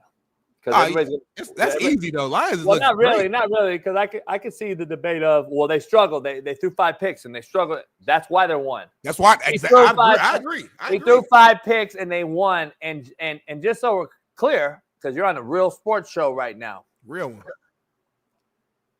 Joe Burrow threw 5 touchdowns and lost. This guy threw 5 picks and won. So understand something. There's a huge difference in team culture, camaraderie, and just flat out getting it done versus a guy who threw 5 touchdowns and lost. Let them cook, Bailey. Keep going. They don't have the team in Cincinnati. This guy and this team, led by that man, MCDC, has a team going right now. And if they can win and beat you with throwing 5 picks, then they can beat anybody at any given time. And I wouldn't be surprised if the Lions Chiefs play in the Super Bowl. I wouldn't be surprised if the Lions play the Bills. I wouldn't be surprised if the Lions play the Steelers. And I wouldn't be surprised if the Lions play the Chargers. And that's why I have those 4 teams. But one team I don't have on there is the Jets. Do we need to pray for the Jets or what? Or is it just a wrap? No, but I want to ask you a serious question, and I want to ask the chat a serious question. If somebody in the chat asks a question, do we take questions from the chat? Yeah, we do, from members only, and you were not a member, so get the fuck out of here. So here's the question I have for you. Is Aaron Rodgers still capable of being a successful quarterback on a playoff caliber team at age 40? That's my question to you right now. Can he go get traded right now? Let's just say at 40 years old in this offseason, and let's say he goes to the Steelers. Let's say he goes to the Cleveland Browns. Let's say he goes to the Cowboys. Dak's too much paid. I don't think he can get rid of him. I'm just talking about a team that's possible. Vikings. I'm just saying, does he do the Brett Favre? Does he do the Brett Favre thing? Raiders, I don't know if our playoff team. I'm just talking playoff team. I got you. I'm just trying to think of I got you. The reason I'm asking is because wasn't the Jets preseason a playoff contender, and not only a playoff contender, a Super Bowl favorite? Yes, they were. So my question is double-edged here. Weren't they already a playoff team, and has he not hurt them more than he's helped? So why would he go to another playoff team and help them? He's lost multiple NFC title games to the 49ers, Tampa Bay Buccaneers, and other teams. He has not been able to get over the hump besides the 1 Super Bowl. We argue he should have 3 at least. I don't know if I think he's done now, man. I had high hopes for this roster. I think Sauce Gardner's hype. I think he's overrated. I think Garrett Wilson is hit and miss, too much hit and miss. I think that their O-line is horrific, even though they got older and better apparently, but they didn't. They just got older. And then their defense without Jermaine Johnson, without they lost their Mike Backer, their captain for many games. You had a holdout with Hassan Reddick. I just don't see – I just see a bad nucleus. You fire your coach. You get a lame duck coach in there. The guy just not a head coach. They have a bad owner. This is a bad nucleus, and high hopes are out the window. But where does Aaron Rodgers go, and is he just cooked? Is he done playing in the NFL? Is this his last season in the NFL? There's a lot of questions out there about Aaron Rodgers. I just want to ask you a few of them. You just asked me 7 questions. The first one on my answer is could he go to a playoff team and be a contender and actually lead them to the playoffs? I'm saying, nah, man. I'm out on Aaron Rodgers. You can bookmark it. And I love his career. I've been a big fan of him for a long time. I thought they were going to be way better. But the proof's in the pudding, man. He ain't got it no more. I don't know if it's the age. I don't know if it's the Achilles. I don't know if it's a combination of both. I don't know if it's him not showing up to training camp like y'all said. I don't know. Whatever it is, man, this team ain't the same. Even the defense ain't the same. And you look at last year, defense was way better with Zach Wilson in the game. You put Aaron Rodgers out there and you think like they would have to do less. They look worse. the whole aura, the whole energy, everything is worse now in New York. And I'm not putting all of it on Aaron Rodgers, but as a quarterback, he has to take a lot of that blame. And I'm just not seeing that greatness consistently. We see flashes, moments. You might see a drive here, a drive there, but he no longer is that guy. He's not. I don't know if he's a top 15 quarterback right now if I go through my list. And I just don't think he has it. And, he got asked the other day, I think, if he was coming back next year. And I think his comment, I believe, was like, I think so. I think that's what he said. So I think as of now, he's planning on coming back again to the Jets, I would assume. I don't know. So let me be honest. He looks bad. I gotta be honest. I gotta ask you a question because I don't want to be. We want to get back to being the realest show if we ever have any shot. So you're out on Aaron Rodgers, but you're in on AR5. I'm out on Aaron Rodgers at this point in his career, meaning that he needs to retire. He needs to hang it up. He's no longer that guy. When I say I'm in on Anthony Richardson, I'm saying that he is the best option right now with the information we have about Flacco for the Colts. He's the best option we have right now. That's not saying a lot. But if you watch the games, which I know you do, Flacco looked horrible. And your mic is off right now. We can't hear nothing you're saying. So you need to go charge your mic up, and then I'll continue to talk. In the meantime, go ahead and drop the link in the chat, and I'll let the fans call in. And I'll talk to the chat until JB gets his mic right. This is a lesson for all the young people watching right now. Preparation is key. If you prepare the night before, you won't have shitty results like JB's having right now. As you can see, my whole setup, my mic's prepared, it's plugged up. I got my perfect light right here. I have my Ethernet cord hooked up, my charger, my camera looked flawless. I prepared early enough to make sure that I was fully ready for my day back. JB did not do the proper leadership and take the proper steps to prepare himself. And I'm not dissing him. I'm just saying everything in life is a learning lesson, a teachable moment. It's a very teachable moment for all the young people in this show right now, the high schoolers, the college kids who's watching. Use this as a way to learn how to prepare and improve to get better. So, but this whole flip-flop Anthony Richardson, it's not about flip-flopping, y'all. Like, two things can be true. I know y'all hate when I say that, but it's the facts. At that point in time, it makes sense to go to Flacco. At this point in time, it makes sense to go back to AR5. And that's what this motherfucker. What are you on, homie? Is that you drinking? That's the drink. That's the liquor I bought you. Just do sign language for the rest of the show.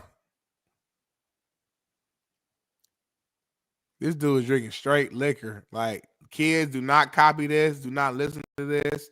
Do not do what he's doing. This is not a healthy sign. This is not a get your shirt and get your hat. No. Hot, spicy. Hot. Yep. Your stomach is hot and spicy from that liquor. Yep. You got to throw up. You got boo-boo. Nipple. Shirt hot. Drink hot. Stomach. Okay. Liquor. Drink it. Rub my stomach. Hot. Bailey, help me out, baby. What the fuck is this motherfucker talking about right now? So we got hot. We got hot. Okay, hot. Boom. Drinking. It's hot, right? Is that fair? Okay, I'm drinking it. It's hot in your stomach. You're cold. So, it's warming you up? I'm a bad boy. I'm a bad boy at charades, y'all. I'm a bad boy at charades, man. So, I mean, we got a couple things we can do. Oh, he's still going. Okay, what are you doing now? Hey, chat, help me out with this, chat. Riz, calm down. He's calling a play. Understand there. Hike, play action, drop back, 5-step. We can't see him on camera now. We don't know what he's doing. And then he came back with his shirt tied, and he's being. Are you acting as a quarterback right now? Who's in the league? Two things can be true. Too high covers Mina Kimes. Fuck. This dude's crazy, man. Give me one more, JB. Give me one more, and I'm closing the show out. Give me one more, and I'm closing the show out. This dude is insane. This guy is insane. What am I saying? Too high. Motherfucker said too high. He dropped back and tied his shirt and said too high. The worst thing is, why do I know who he was talking about? That's really the fucked up part about it. I knew he was talking about me. That goes to show you he been bullying Mina Khans for so long that I know his whole operation right now. Give us one more, JB. Be creative, and then we're going to leave from there. Okay, all right. Help me out, chat. 100. Yep. This is the realest show on planet Earth.